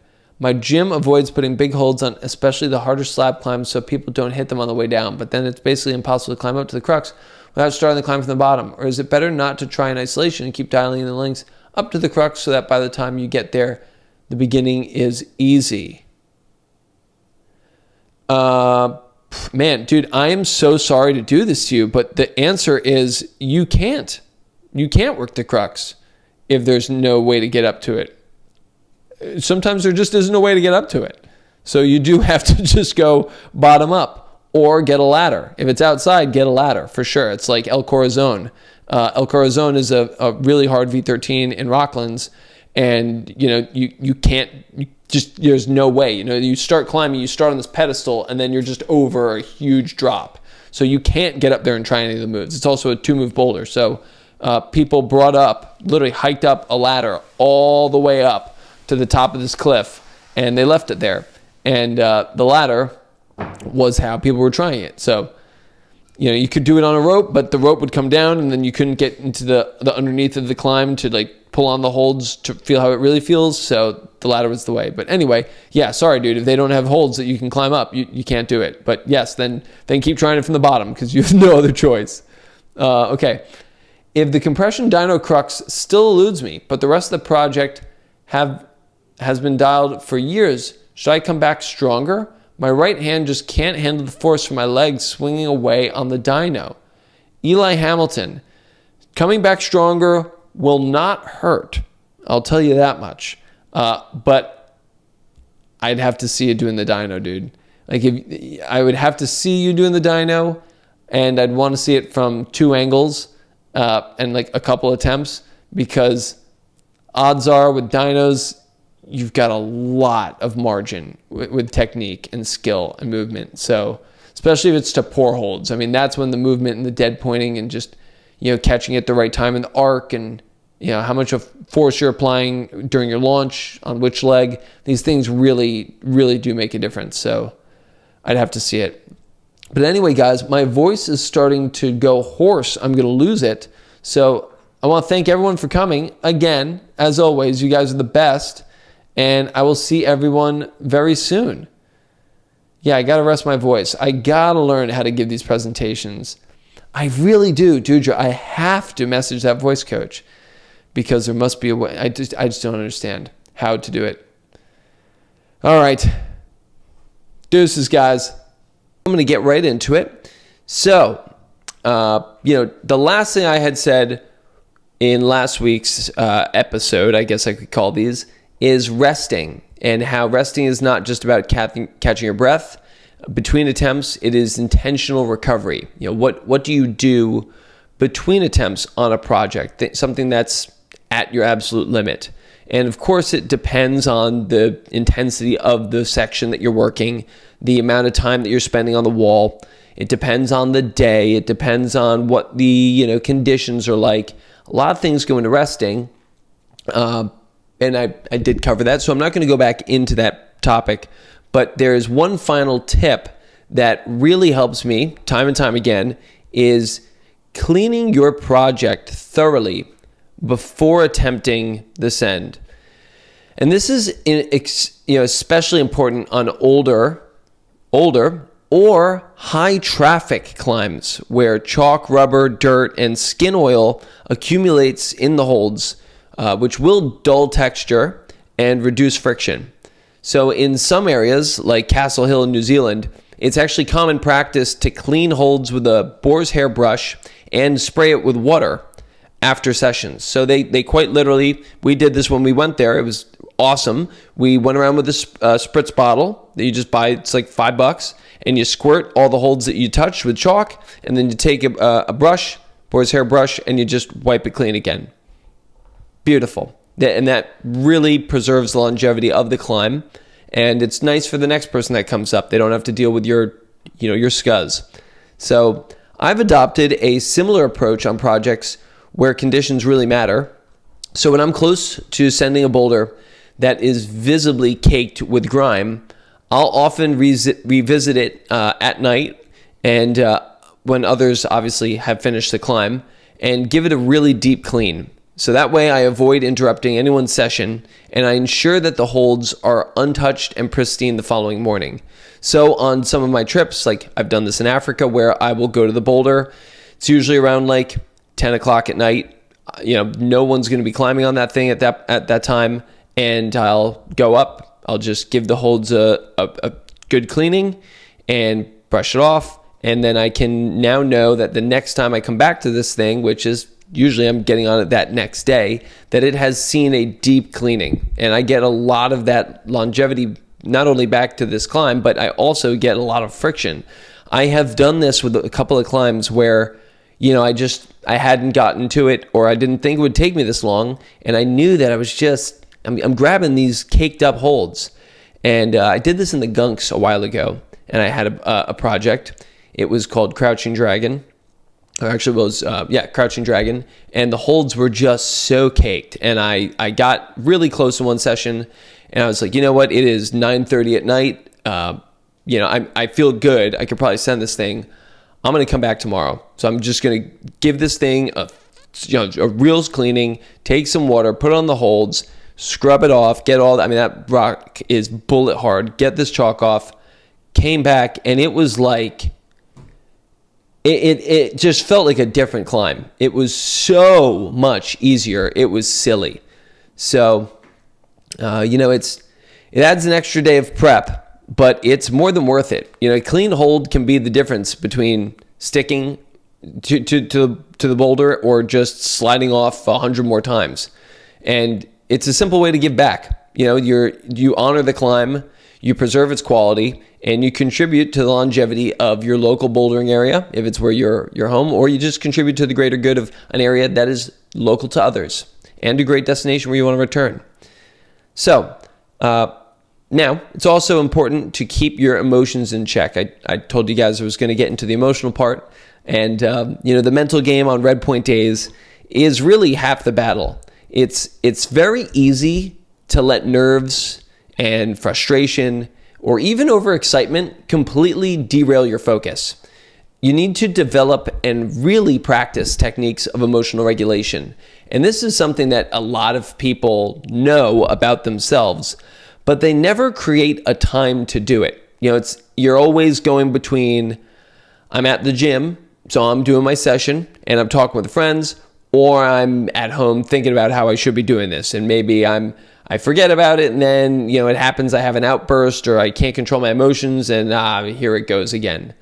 So what you can do right now, you don't have to be at the gym, but you can just develop a ritual That's really all you need. Is you need a ritual to do a couple of things. You need to develop self-talk. Positive self-talk is everything. That echoes through your own mind, and you can then reflect it in the words that you say, which again further reinforces your mindset. When we say things aloud, we hear them, believe it or not, and that becomes our true thoughts. If you say something enough out loud, it will heavily influence the way that you actually think. And that I feel that all the time when I'm climbing. When I assume the identity of the positive guy in the group, I just feel more positive about the way I'm actually thinking about the next attempt, about the way that this boulder experience is. I feel more positive. Deep breathing, really getting in touch with your breathing and focusing on, am I getting in enough that I can feel myself full of air, so I have all of that potential of creating tension, releasing air, creating tension, releasing air, and I don't need to constantly be on a climb. Breathing is just an untapped, world of potential improvements. And visualization. So these will absolutely help you maintain composure on the wall. And you need to remember that climbing is all about overcoming an internal challenge, as just as much as it is the physical ones.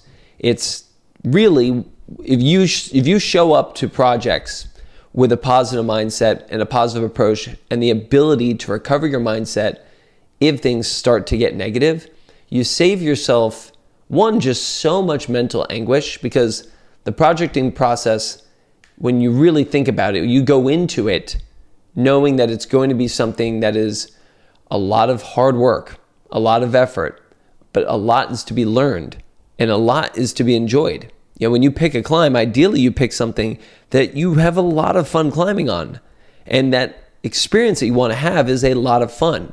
And I've had projects, equally high quality climbs, equally fun boulders. I've had projects that I hated my time on it. I just was not in a good mental space, and I just wanted it to be done. I was racing to the finish line. So I could get to the next one, do the same thing. And then I've had other projects where my mindset was great. And it was, I literally remember that was a better boulder. Like, it was a more fun experience in my life, because I really took the time to make sure that I had these changes put into place. I had these routines and these rituals. So I really feel that a well-rehearsed routine that you genuinely believe in sends a powerful signal to your body and your mind. It sends a signal that it's time to perform. And a strong pre-climb ritual serves as a bridge between everyday distraction and razor-sharp focus. Whether it's a specific warm-up sequence, a pump-up song, a personal mantra, or all three, topped off with a pre-send banana. That's always what I do. And what matters most is consistency and intention. When repeated over time, these cues condition your system to enter a state of readiness. They become anchors, telling your body, this is the moment. We're going to do this. This is it. I'm here. I know this time. This one's mine. And this is the secret. Truly, guys, your routine does not have to begin at the base of the boulder. It can start the night before. It can be the morning of, or even during the previous session. The key is belief. Your mind and your body respond not just to what you do, but to what you believe those actions mean. If your ritual is consistent and meaningful to you, it becomes more than a routine. It becomes a trigger for peak performance. So since I know for a fact, a lot of you guys, probably all of you guys are wondering, here is a detailed look at what I do before big send days. And I've built this over years of trial and error and refinement. So first, I always end the previous session while I'm still fresh and strong. Always. I stop early, sometimes even mid-session, so that I walk away with confidence and reserves still in the tank. Then I take 2 full days of rest. Aside from a light recruitment primer the night before, it's usually 5 pull-ups, 5 push-ups, leg lifts in each direction, a couple of jumps, and short, very short hangs at even less than body weight. The night before this end, dinner is always going to be at 6 p.m. It's a plate of rice or pasta with lean protein, usually chicken or fish, and 1 to 2 servings of vegetables. And then on Sunday, my morning starts with 2 glasses of water, followed by a breakfast of 3 eggs and sweet potato and half an avocado, about 3 hours before the session. I sip coffee before I leave for the crag, and I bring a bottle of electrolyte enhanced water. I drink that during the drive, and I'm making sure I'm hydrated. On the approach hike, I squeeze my knee dough. It's like I've got it right here. I think most of you know what a knee dough is at this point. You might have your own. I squeeze this sucker. I just like to alternate hands with a couple of squeezes each time. Go back and forth. And once I arrive, I launch straight into a full dynamic warm-up. So you guys have probably seen my dynamic stretching warm-up. I posted a while ago, and every single one of my clients does it, and everyone that has usually ever worked with me continues to do it. And I follow that with the muscular activation, and then use my wooden block. I'll do some light pulls, and then I eat a banana and ease into the session by climbing the easiest moves of the boulder. And I gradually build up to the harder sequences, and I save the full burn for when I feel completely ready.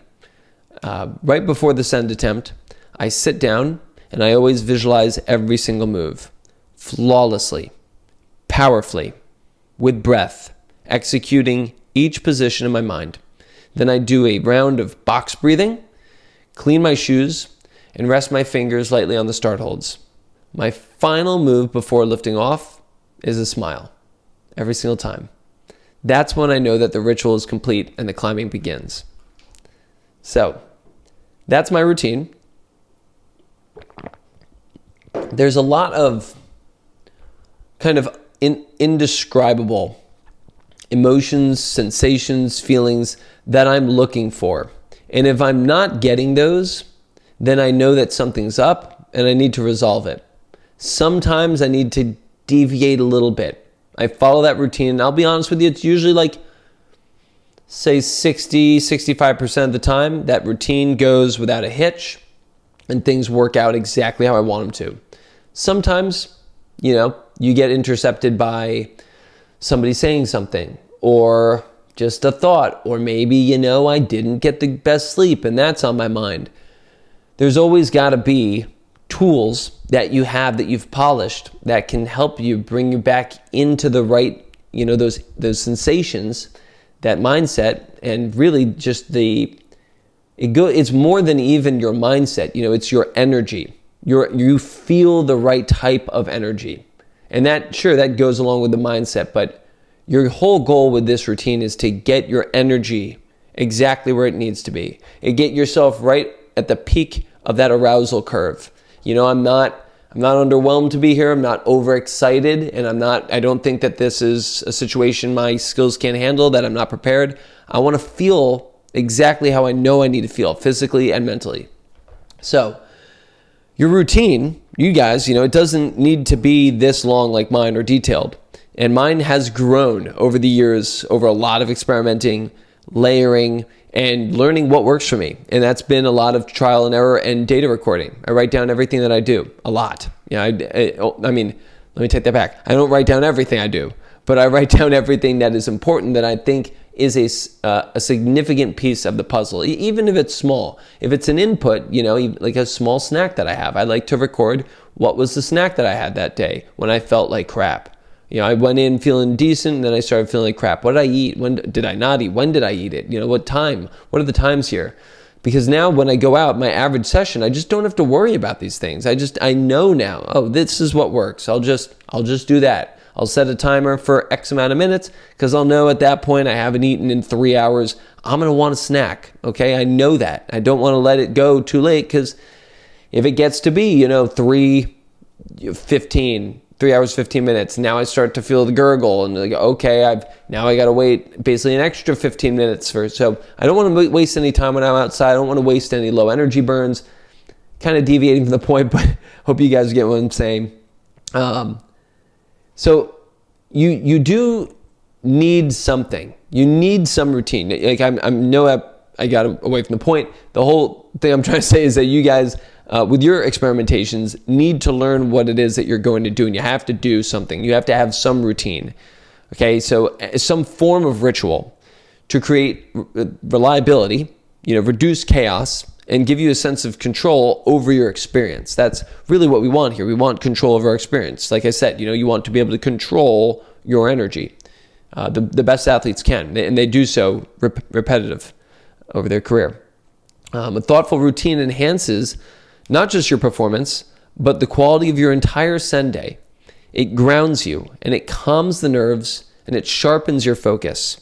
And honestly, most importantly, it makes the whole experience more meaningful. So, I know that also mastering a project is not really just about what happens on the wall.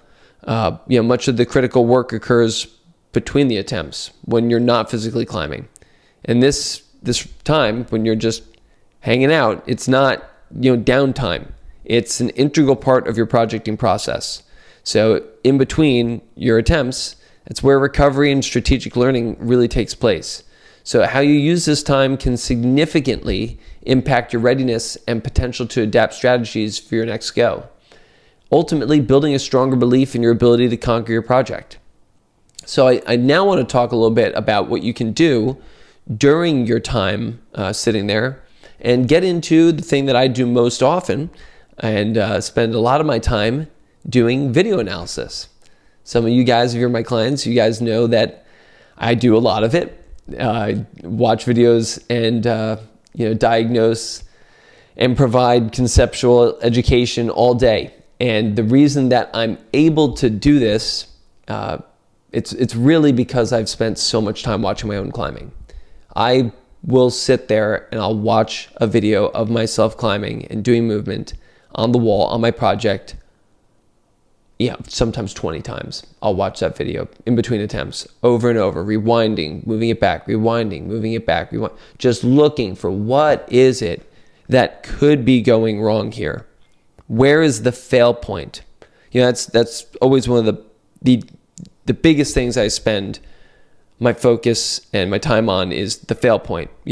I could do a lot of things better, but the fail point, the main reason why everything started to go from successful attempt, moving at the hold, to now no chance. At that pivotal moment, what was it that stopped happening? Okay, cool. Let's focus on that. Now, what's the biggest influence on that? Okay, why? What? Okay, I know it's my foot. I know it's coming off. Why? All right, what tools do I have? What can I look at here? Direction of movement, okay? Direction that the foot is blowing off the hold. All right, so it's blowing backwards towards me, away from the wall. Okay, that means I'm pulling back, right? If I was pushing down into the hold, it's not going to slip and slide. I have to either be mismatching the angle, not pushing perpendicularly into this force, pushing like this so that it slides on it. But, and I start putting these pieces together with everything that I see in the video. There's, an infinite amount of, little coordinates here that I can be looking at and adjusting. But I'm definitely getting ahead of myself with a little too much excitement on video analysis right here. So I'm just going to stick to my script. So capture and analyze. Okay, that's the main point here. One of the most effective tools at your disposal is video, and recording your attempts provides a wealth of actionable data. So watching yourself climb will reveal nuances and mistakes that are invisible from your on-the-wall perspective. And that's why we do this, right? And like I just said, are your feet popping off at the same move every time? Is your body positioning inefficient? Or are you hesitating before committing to key sequences? Videos do not lie, guys. And it provides a clear path to refine your technique. So whether you are self-coaching or working with a coach, video analysis is invaluable. For the self-coach climber, it offers an objective way to spot patterns, track progress, and troubleshoot weaknesses. You can review your movement with a critical eye. You can pause and replay key moments, play screenshots side by side, and even compare sessions over time to evaluate improvements. There are tons of apps Okay, you can use all the tips and tricks that are out there for video analysis and break it down however you need. It's it's unbelievable to me how many different things you can use. I mean, I've seen really cool technology out there for video analysis. I just stick to the raw video myself, but I like doodling on my my video analysis. Really love that. So they can give you far more precise feedback when they can analyze your execution frame by frame, okay, helping you correct form, optimize tactics, and avoid inefficient habits. It's like having a second set of eyes on every attempt, only better because you can rewind them. And that is, realize I skipped a sentence. If you're working with a coach, it becomes a collaborative tool, allowing your coach to see exactly what you're experiencing, even remotely. And that's that second pair of eyes. So if you do have a coach or even a friend, guys, like you don't even need a coach. This is, I hope you guys know, I'm not trying to sell you on my coaching, okay? I can't actually take any more clients right now. So I'm just trying to get you guys to understand that if you can't figure out what it is that you're doing wrong and you can't figure out the ways to improve, stop wasting your time. Like every day that you don't know what it is that you are missing, you're just going through your climbing without tools to improve quickly. Like, and you're thinking like, well, I don't do video analysis. It's the same thing when you're on the wall, okay, or when you're watching somebody else do a movement. A really good way to actually improve your own climbing is to watch your friends climb. Look at what they're doing. Look at what they're doing right and what they're doing wrong, and then do the things they're doing right, and then don't do the things they're doing wrong. Like every attempt, really try to look at it. I have to stop myself all the time from helping my friends because I really try not to unless they ask for it. I mean, I will suggest obvious things like beta, but I will always ask if they want help with something if I see something big. But you should ask. Yeah, I ask people all the time when I'm climbing with them. Did you see anything? Like, what am I doing wrong there? What do you feel like I'm missing? Because it's even me. I want to know. I want to hear a second opinion. Through your eyes, what do you think? People's brains work different ways. We know this clearly. But even with climbing, people just think of different parts of climbing. Some people think about the way, they focus almost exclusively on your hip movements. And so that when they're watching you, they're seeing your hip movement. And they're thinking about all the different parts of hip movement that they personally are very aware of. Because when you're focused on one thing, you're very knowledgeable in that field because you are really aware of it in recent moments in your own climbing. So it's fresh in mind. And you had, realizations like, ooh, and this is where I get a lot of the ideas from my videos. By the way, just letting you guys know, is when I'm watching videos or climbing and I'm focusing on one part of the climb or movement, and I realize, oh man, that's something that I just learned right now, or like forgot that was even a thing. Ooh, here's a really important part of climbing. I got to remember this. So I write it down. And I've been writing it down in my journal for years. And now I love sharing it with you guys because sometimes, your brain, you as a climber, your brain is able to tap into a part of movement that other people maybe aren't really looking at. And everyone has that. So when you're around people, utilize them and ask the opinions of your friends. Like, what is it that you see? What are you tapped into? Because I will never stop saying this. You don't know what you don't know. And that's why I truly believe that, the best money that I've spent is investing money into mentorship and guidance from someone, because just the quality of, and you don't need, like, I'm not selling this here. I'm trying to sell, you guys are here, you get it, right? Like going to learn from someone, and it's just, anyone can teach you in our sport, especially if you climb with really good climbers. So take your video, do it yourself, study it, and ask your friends. Okay, so I want to talk about some strategic tweaks. Actually, I want to talk about climbing journaling first, because I did just mention that I keep all this in my journal.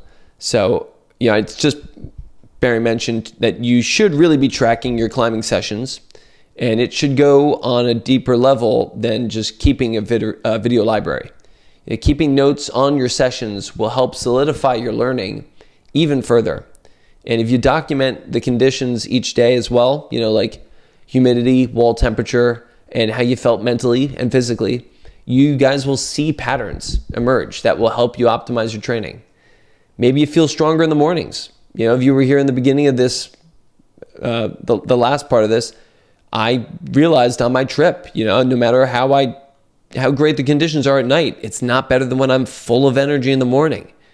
Or, you find that spacing your eating a certain amount of time before your session is optimal. Like I've learned 3 hours for my breakfast.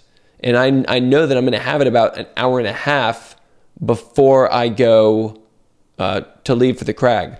Because when I get to the crag, it's going to usually be like, I do the timing. Obviously, every crag's different, but you want to make sure that that food that you had is hitting prime energy availability by the time you're on the project, giving your best burns. You don't want to still be digesting. Anyway, keeping track of this data will help you optimize your approach and understand how each variable contributes to your success. Obvious as it sounds, it also prevents you from forgetting key information or revelations made during the sessions. You'd be surprised how many times I've heard, "Oh my God, I can't believe I forgot whatever." I was literally just in a session with one of my friends who was just at this gym that we climbed at. We had a boulder made up on the spray wall, and he forgot exactly what he was supposed to do with his feet again for like half the session, and then first go sent it. And he was like, it was falling on a section that he was cruising before.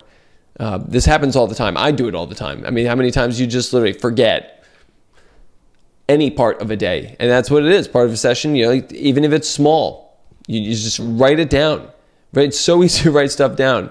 It's so many times with kids, like they'll be like, I had something that I was doing last practice, or how many reps did you do that? Like if you crushed, you set a new PR, like I did not write it down. Writing down's an easy one. Anyway, so we're going to talk about these strategic tweaks. It's critical to analyze the insights that you gain from your review session and use them to improve on your next attempts on your project. Could be a large change, switching up the sequence, or even smaller tweaks in your microbeta. But maybe you need to add something specific to the boulder to your warm-up routine, or make sure you're better rested to ensure peak performance. Maybe you need to ask your friend for a power spot to help you stick the big throw and feel the ending position so that you can be more effectively learn the whole movement. Whatever it is, make sure you're actively trying to improve at least one thing between attempts. It's easy to get lazy or get narrow-sighted and think that you just need to try harder, which sometimes you do, or get lucky. Never the case. But taking time during your rests to reflect and make a tactical change is what leads to consistent improvements. Power spots. I know I've talked about that one before, but that is like, just your friends are there to help you. So just ask for the ability to go through the full movement and allow your muscles to feel 100% of what you're trying to learn. It's so important. And just the time of being on the next holds, being in the next position, you do need to be getting into these positions if you want to get stronger in them. So anyway, it can be hard to put the ego aside and take feedback, even if you're asking your friends, right? But this is a skill that can drastically improve your climbing. Feedback from trusted climbing partners, coaches, or even people that are working on the same climb with you can offer a new perspective and give you ideas that you may not have thought of. Taking a collaborative approach to your projecting process will enrich your adjustment process, making projecting more efficient and help you become a more well-rounded climber. Okay, coming to the close here. So, making sure that your body is in peak condition is an essential part of optimizing your performance. We talked about nutrition, hydration, and rest, all part of it. Now, on your projecting days, you got to make sure that you got everything prepped, all your gear, every little thing that you need. Make sure that you have that same routine for the day. It includes, I definitely left this out in my routine, but I make that list, go over everything I'm going to need for the boulder. If I need a knee bar pad, I'm bringing a knee bar pad. If I need that other pair of shoes, I'm bringing that other pair of shoes. If I know I'm going to need a tape, all these whatever. If I need a small little slider to put on the top of the boulder to block the sun, I got to write all these things down. I can't forget it. Obviously, make sure you got chalk in your chalk bag. Plenty of snacks. Never underpack snacks. And it's just so important to give yourself this time to properly prepare, because it really allows you to be totally at ease. Be at rest mentally, giving your brain space to be ready to try hard. And finally, cultivate a mindset of success. Positive affirmations, I mentioned those before. They're a great way to reinforce mentally that you are capable of accomplishing your goals. Keeping your self-talk positive is unbelievably important. It is, like I said, that being that happy person starts in the morning. That just bring positivity into that day. You want to really stave off any self-doubt or any negative thoughts that creep in at all. You just have to spend that energy that you have being positive, reminding yourself of all your past successes. It's the best way to reinforce that true confidence, because if you spend your time thinking of times when you've succeeded, you are thinking about success. And when you think about something, you do the things that lead to it. So I always remember that, whenever I send, I do that routine. And whenever I send, I feel like this. So I'm thinking of that. I remember exactly what that's like. I know where I want to go towards. I know what I'm chasing. I really feel which ingredients I need. So anyway, projecting. We've got a lot of strategies here that I've covered. I've covered basically every aspect we can. If you apply these strategies with consistency and honesty, projecting becomes more than a path to a single summit. It becomes a practice of self-mastery. And it becomes the crucible where you refine not just your movement, but your mindset. The place where you confront your patterns, push past your limits, and gain the wisdom to help others to do the same. So thank you for bearing with me during my projecting strategies chapter of my book. And that's all I have to say about that. So now I will be taking questions. If you guys have any questions on projecting strategies especially, I'd be super psyched, but we can talk about anything. Mel, who wants to know how to transition from capacity to strength phase? The intensity change would be hard if not done properly, right? That's a great question, Malhu. And so when you go through that transfer from low intensity, high volume to higher intensity, lower volume, you don't want to leave any gaps. So you want to bridge each little intensity climb.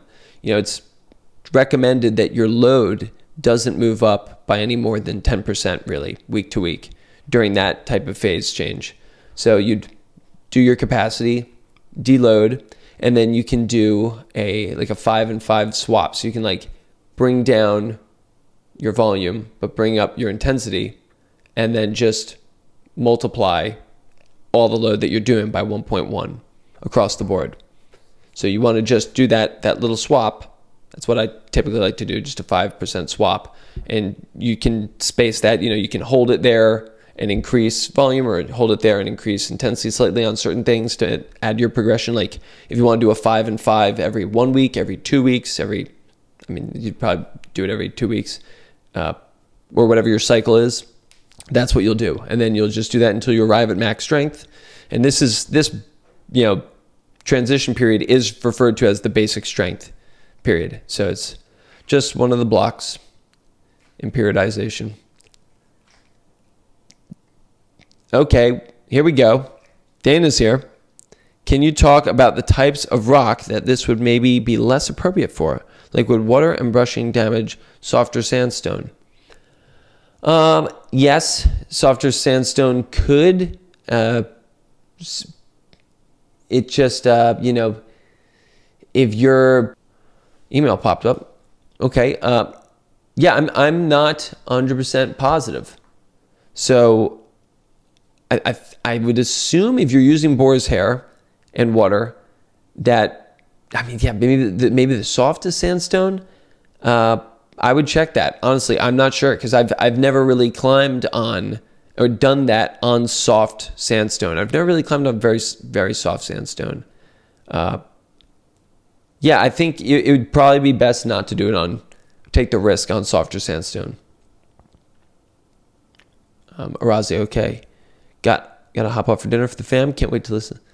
Heck yeah, dude. Thanks for coming. Absolutely. What are you eating? Oh, is he gone? Oh, he's gone. I just took down some salmon and broccoli and sweet potato, pepper. So good. All right, hit me with your questions and hit me what you had for dinner or what you will have for dinner. Just slide in any meal. All right, here we go, Drew. When climbing outside, what are some variables that you like to tweak when projecting? For example, tweaking the placement of your foot placement, gradual, subtle positioning of the hips. How small of a tweak should you make to find relevant microbeta? Okay, good question. So it totally depends. You know, every climb is different. Every move is different. There's no, I mean, if we're talking what variables do I like to tweak when projecting, I mean, probably number one is grip, how I'm holding the holds. I would definitely say grip, hold choice. I mean, dude, it's just, my brain's like trying to pick variables, but there's just so many. I can't. There's man, I mean, you know, position, your a pressure, amount of pressure you're putting into holds. I can keep rattling these off. I know I can. Here we go.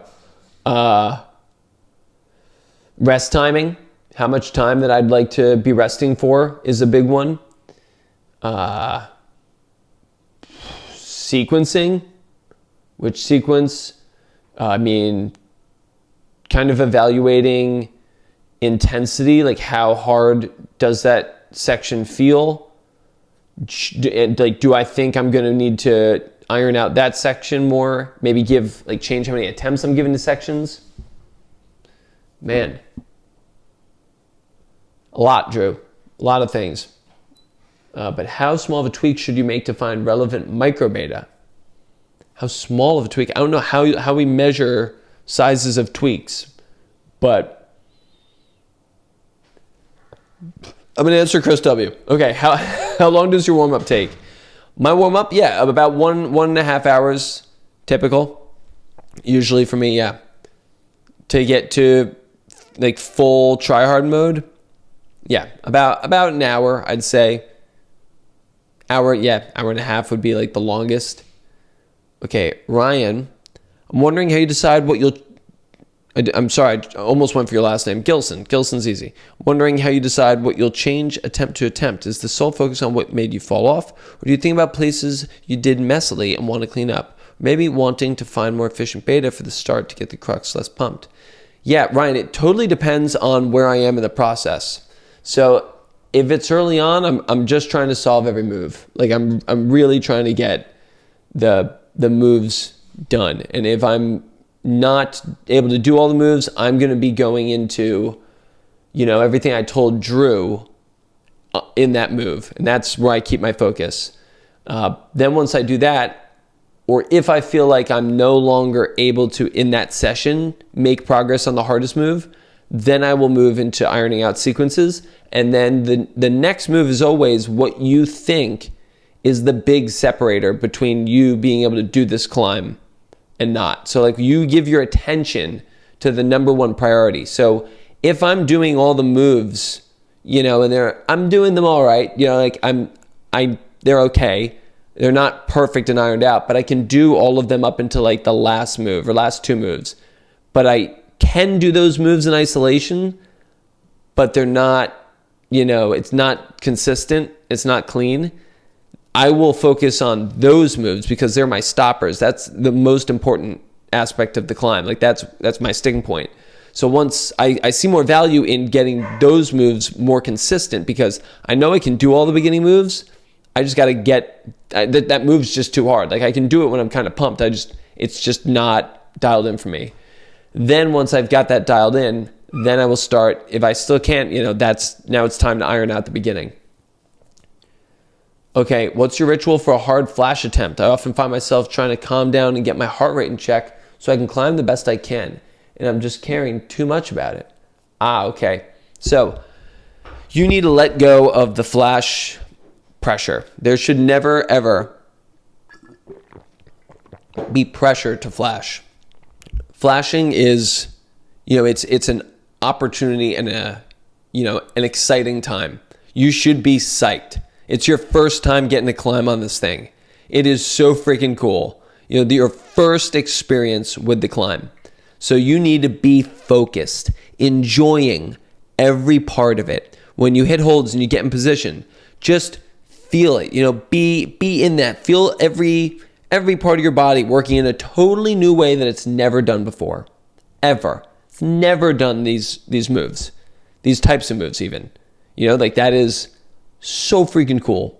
And you got to stay in your moment, stay present and think about that. And my routine is I do that sucker over and over and over in my head, feeling all the details, really making sure. The big thing is, because I think this is what a lot of people miss, is that when you send a boulder once, right, it's pretty sloppy, really sloppy.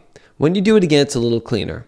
When you do it 3, 4, 5, when you've done it 10 times, you just move, right? You just grab the hold, start shifting in the position, gliding through, because you've done it over and over, and you know all the efficient ways to move. And it used to feel hard, but now it feels flowy and smooth. And you read that sucker, and you climb it until everything feels smooth, and you feel confident. And you have to know that you've done it.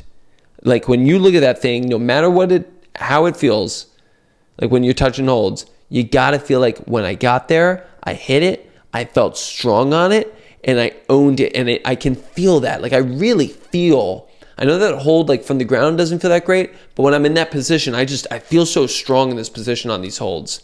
And you got to feel that when you're climbing it, hit it, lock it down, set in the position, focus on my legs, move my body right over that foot, come in, tighten up, breathe. And I'm just, every time I do that, and just dial it. Now when you step on, just have fun. Just be in that moment. Enjoy it. It will come naturally. The climbing will be fun and springy and bouncy and flowy if you take that time and you go over it. I like to usually take about, when I'm, it's usually 20 minutes. Usually I would say 20 minutes of rehearsing, going over it. And that's after I've looked at all the holds. Gone up top, prepped the sucker, cleaned it, gotten it ready, just felt everything, know everything that's there, and then I go for it after that 20 minutes. Categories. Okay, here we go, right? Do you warm up directly? Wow, okay, we got some Chris WW, right? Yep, here we go. Do you warm up directly on the project? I went to the Happies this past weekend and spent a lot of time working on the V1 to find V1, V4 warm-ups. Stopped on one V3 because I was wasting energy. Looking back, I'm thinking it may have been better time spent. Yep, warming up on the V6 yeah, 100%, without a doubt. You want to be getting ready for the moves you're going to do. If the other climbs are unknown, it's really risky. It's good to get you off the ground going to maybe do probably would have been better for you to do 5 or 6 of the V1s and 2s, really get moving. And in between that, you can if you want to do some pulls on smaller holds, just with a block, that's probably better. Or just go to your project after a couple of those and start getting the fingers warm on those holds. Yeah, I'm always trying to just finish my warm up on the actual climb, just getting in positions, getting warm, doing specific muscular activation in the exact positions of the climb, and get my fingers ready for those holds. Either I could do that on a block in those positions. I like to do on the holds on the wall unless they're kind of skin intensive. Yeah. So Drew says, do you have specific categories that you like to add to your visualization other than the more general foot, hip, hand sequences? For example, adding the breathing and specific types of breaths have helped so much recently. Dude, I am psyched that they're helping you. Hell yeah, that stuff's the best. So I kind of visualize everything at the same time. That is, it's a good question, because when I'm feeling the experience, I don't really think about categorizing everything. It just feels like what I do, the way I climb it. But I am aware that, I'm trying to be in that moment. I think sometimes for me, it's even easier to be in the moment while visualizing than it is to be on the climb, because on the climb, you are literally in the moment, but you're having to think about each feeling talks to you. Whereas when you're visualizing it, you're imagining all the feelings like in a non-disruptive or non-pronounced way. It's just you are feeling them. So, yeah, I'm sorry if that didn't answer your question, but adding the breathing, absolutely. Adding tension, muscular contraction is one you don't have there really, which is the big one. General foot, hip, hands, sequences,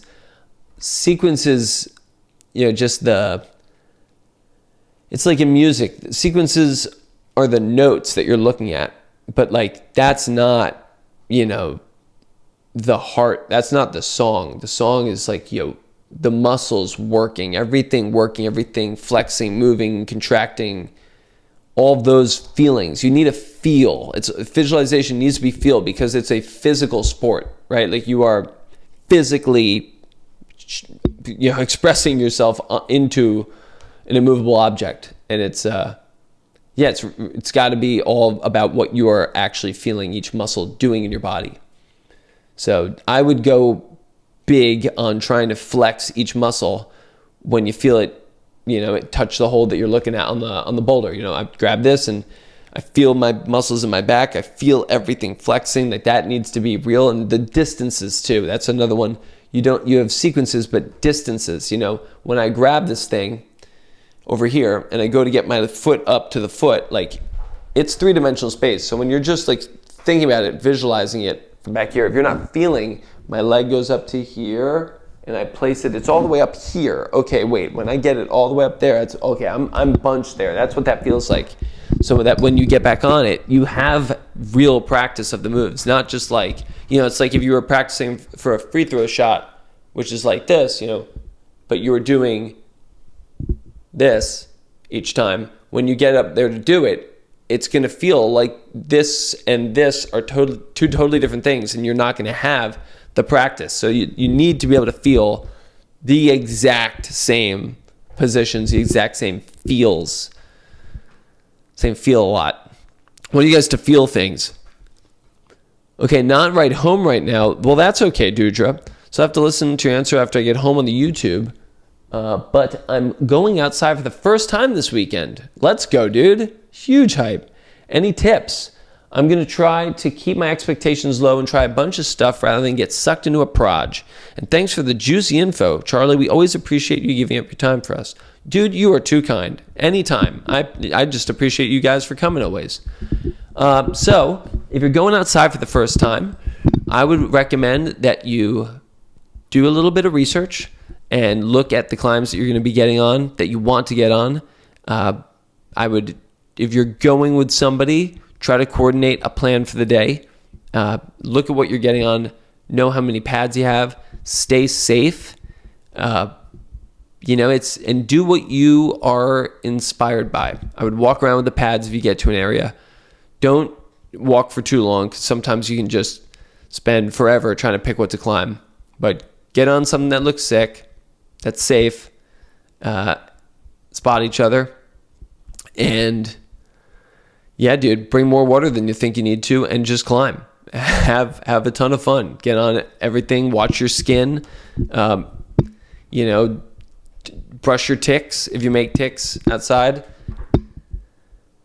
Enjoy it. Have a bunch of fun. Don't get stuck on one climb. Give yourself maybe like I'd say 10 try rule, and then bounce.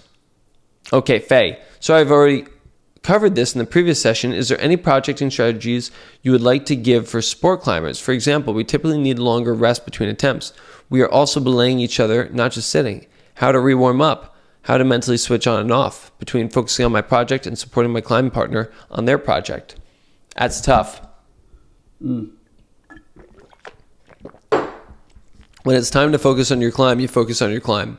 And when it's time to focus on your partner, you focus on your partner.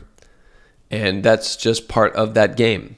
So it's, you can be there actively resting when you're belaying. I would just, if you are belaying, just keep moving, just a little bit back and forth, keep some blood flowing. Hands are, your arms are going. So it's not like you're getting cold unless it's cold out. Then just wear a jacket. And you really just have to make sure that you give yourself time between when you're done belaying and when you get back on your project to go back through your whatever routine you have at that moment and rehearse it and review it, because you do need to be paying attention to your climber. You cannot compromise safety, but you just have to know that you're going to take a little bit more time if you want the highest quality attention. And you don't want to be thinking about your climb the entire time while you're belaying either. You don't want to be obsessing. It's good to give your mind space from something. So don't feel like you have to constantly be doing something to be ready for the next attempt. It's okay to chill when you're there. A lot of, it's not always a project, take down your project day. It's you're outside, you're climbing. You're rock climbing. You're just choosing to climb on that rock. Just chill. Have a good time. Enjoy your rest, support your partner, get psyched for them, and then get back into your warm-up.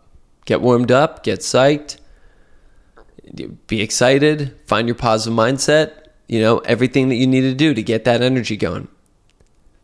Okay, so what is proper etiquette, says Jacques Brian.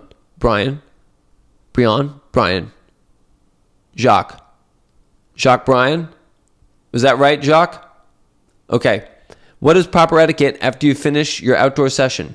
Should you wash the chalk off the rock and brush this rubber off, even if it rains a ton where you are? How do you judge if the rock is clean enough? Okay, so I don't do this all the time. I don't. I will brush excess chalk off. I'll brush the boulder before I leave, but I don't, brush and try to remove rubber or go above. And I'll be honest, I don't go above and beyond, brush everything clean. I just brush my excess chalk off, my ticks, and go. You don't have to do that. In some places, it's common etiquette. The more that you can do, the better. Obviously, it's you gotta make sure that it's clean, or if you got it clean, you leave it clean. You can't be letting things accumulate. So, it's clean enough when you don't have specific eyesores, like bright white spots. If there's obvious chalk that's just, hanging out there, and the sun can't get to the rock, and maybe even when water comes, it can't get to the rock, get that out of there. Okay. We got Thomas. I had one session on Conan. Ooh, so sick. That was the first boulder. Yeah. First boulder that I did in Castle Hill. Hard boulder. I did 85% of the moves, have not figured out the end traverse and mantle. Dude, they don't tell you that the mantle and the traverse is kind of hard. You're just pumped. You're real pumped, and it ain't the easiest. Unless you're doing that transition at the end where you flick the toe hook to a heel. That part's cool. High point is matching the hands on the top edge. Okay, you're so close. I have 2 more sessions. You make it look very easy. Any tips? Oh man.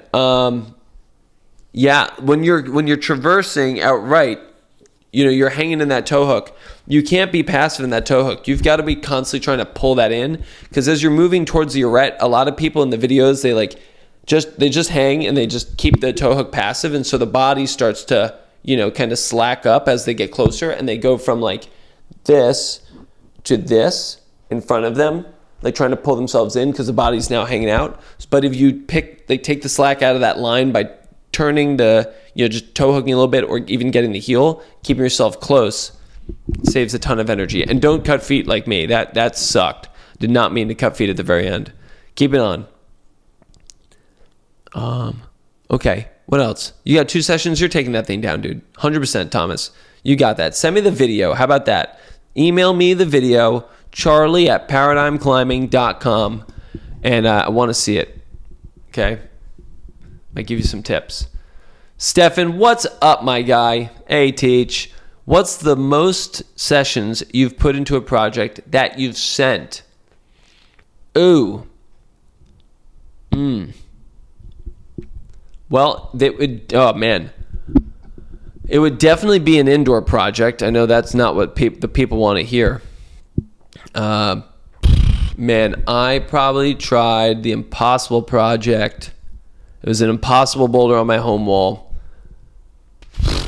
I mean, I'd give it, 4 to 5 tries every session for probably 50 sessions, maybe more. Yeah, probably 50, I guess, because I'd sesh the home wall at least once a week when I was home, and it was over about more than 50 probably. Man, it'd probably be like 100, 150 now I think about it, because it was like 4 years. Yeah, geez, a lot.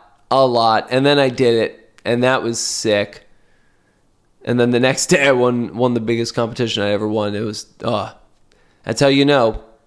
Yeah, but other than for outdoor, I think 8 or 10, something like that. I haven't really long-term epic'd anything, luckily.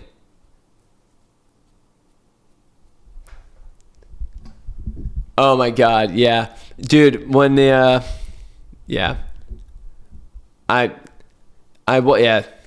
celebrate in the video. It's on my Instagram. Yeah, it's in my old room with falling on 2 dirty mattresses. Must have hit those dirty mattresses over 1 million times. On that, the move out right. My God, the impossible move out right. That suddenly, I've never in my life been able to not understand how to pull on a wall on holds and then be able to pull on, crane back, and then launch and grab something else that sucked. That was just, man, the finger gains were real. Okay, Ryan, any advice about how to split outdoor climbing sessions between long-term projects, single session projects, and anything in between? Any days of volume on boulders that only take a couple attempts? Wow, dude, I actually give this exact piece of information as a lesson for a bunch of people that I work with. So, yes, you want the things that you can do. All right, I'm going to back up. Learning happens, especially with skills, in a very specific range. It's things that you can do that are just a little above what you can currently do. Just a little bit. But you have all of the tools to understand it, but there's maybe just a little tiny piece that you don't know about it or have not, improved the skills to that little level to be able to really understand it and get there. So when you can do things that are just a little bit harder, that you have to go through that process of like, wait, what is this? Okay, oh, got it. Or your body says that, like, whoa, that's really hard. Okay, got it. Now I understand. I got to flex like this at these times, coordination.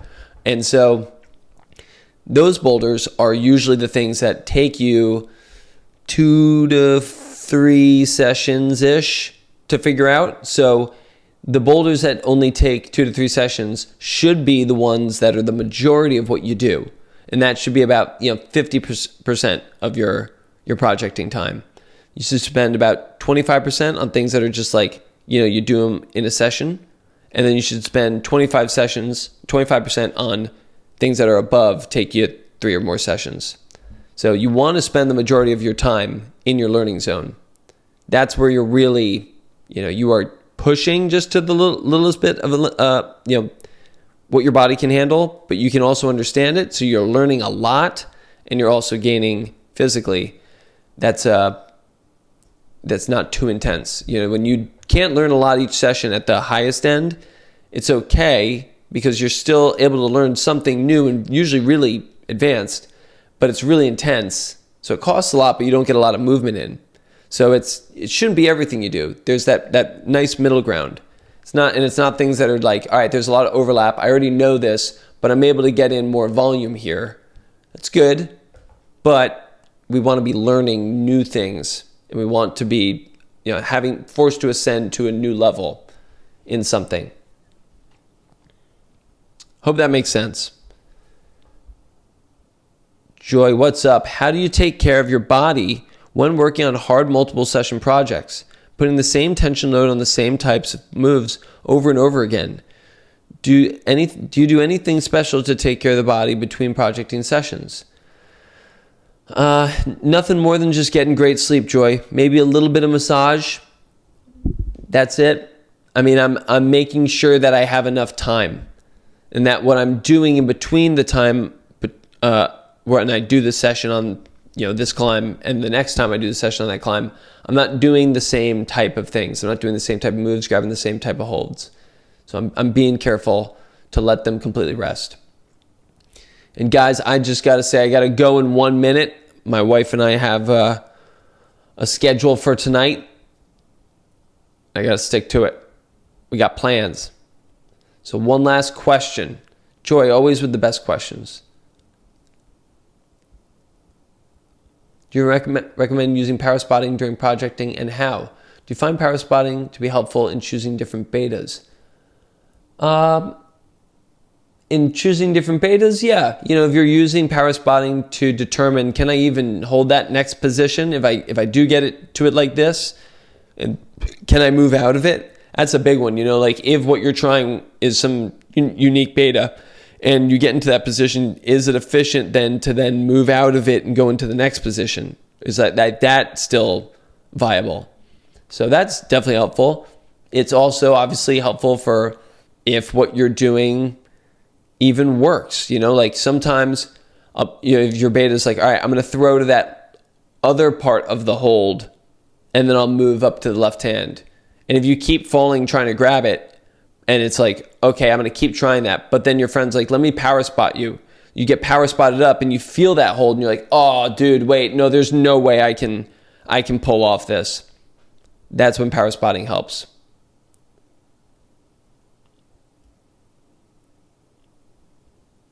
Always ask for a power spot. Nothing wrong with asking for a power spot. A lot of people have a lot of ego around asking. It's like, man, I can do this. I can do it myself. But it's not about that. It's, you get put in the position. Why not ask for it if someone's there? Of course, Joy. I always share my wisdoms. All right, guys. Thank you. Kindly, thank you so much. Thank you for coming. Thanks for your attendance. I'm going to head out. All right. I really, really look forward to seeing you guys next week, which will be a webinar instead of a Q&A, because we kind of turned, oh man, what do you guys think? What do you guys prefer, actually? Let me ask. I want to know, what do you guys prefer? And what do you guys want to know more about? Tell me.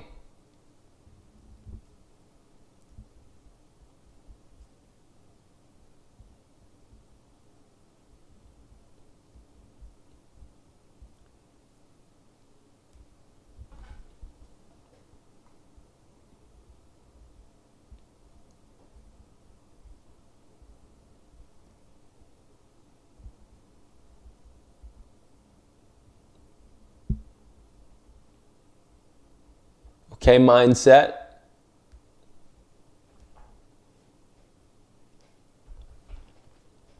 Somebody in the Discord said, any advice in dealing with PIP synovitis or capsulitis?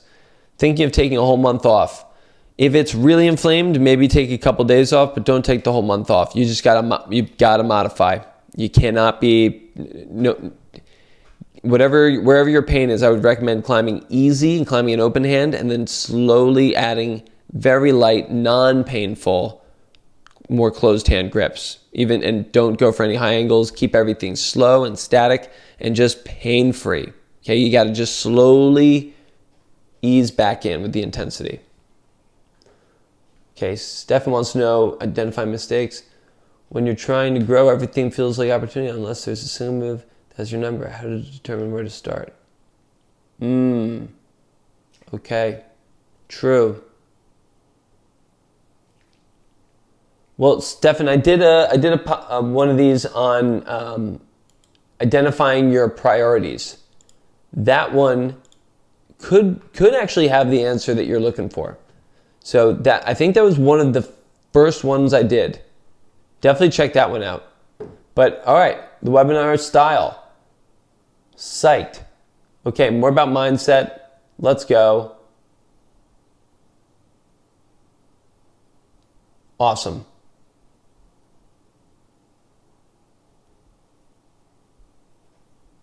Okay.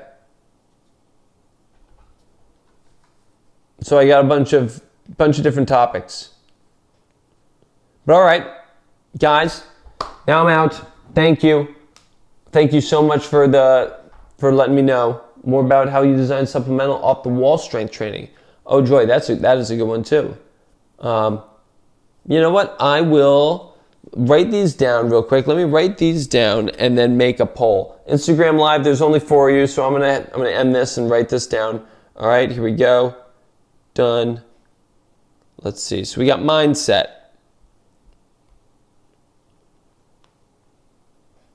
We got more mindset. Mindset X2. Identifying weaknesses. That's actually just that one is awesome, but maybe I can add a new part to the other priorities. Structured. How to structure outdoor sessions. Outdoor climbing.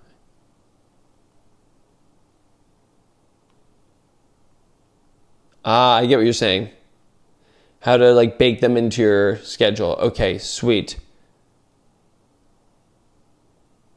How to design supplemental.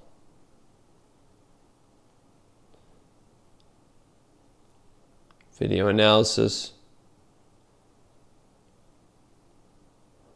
Ryan's voting twice. Okay. All right, guys. Doodles, deuces, thank you so much, and peace. You guys are literally the best. Actually the best.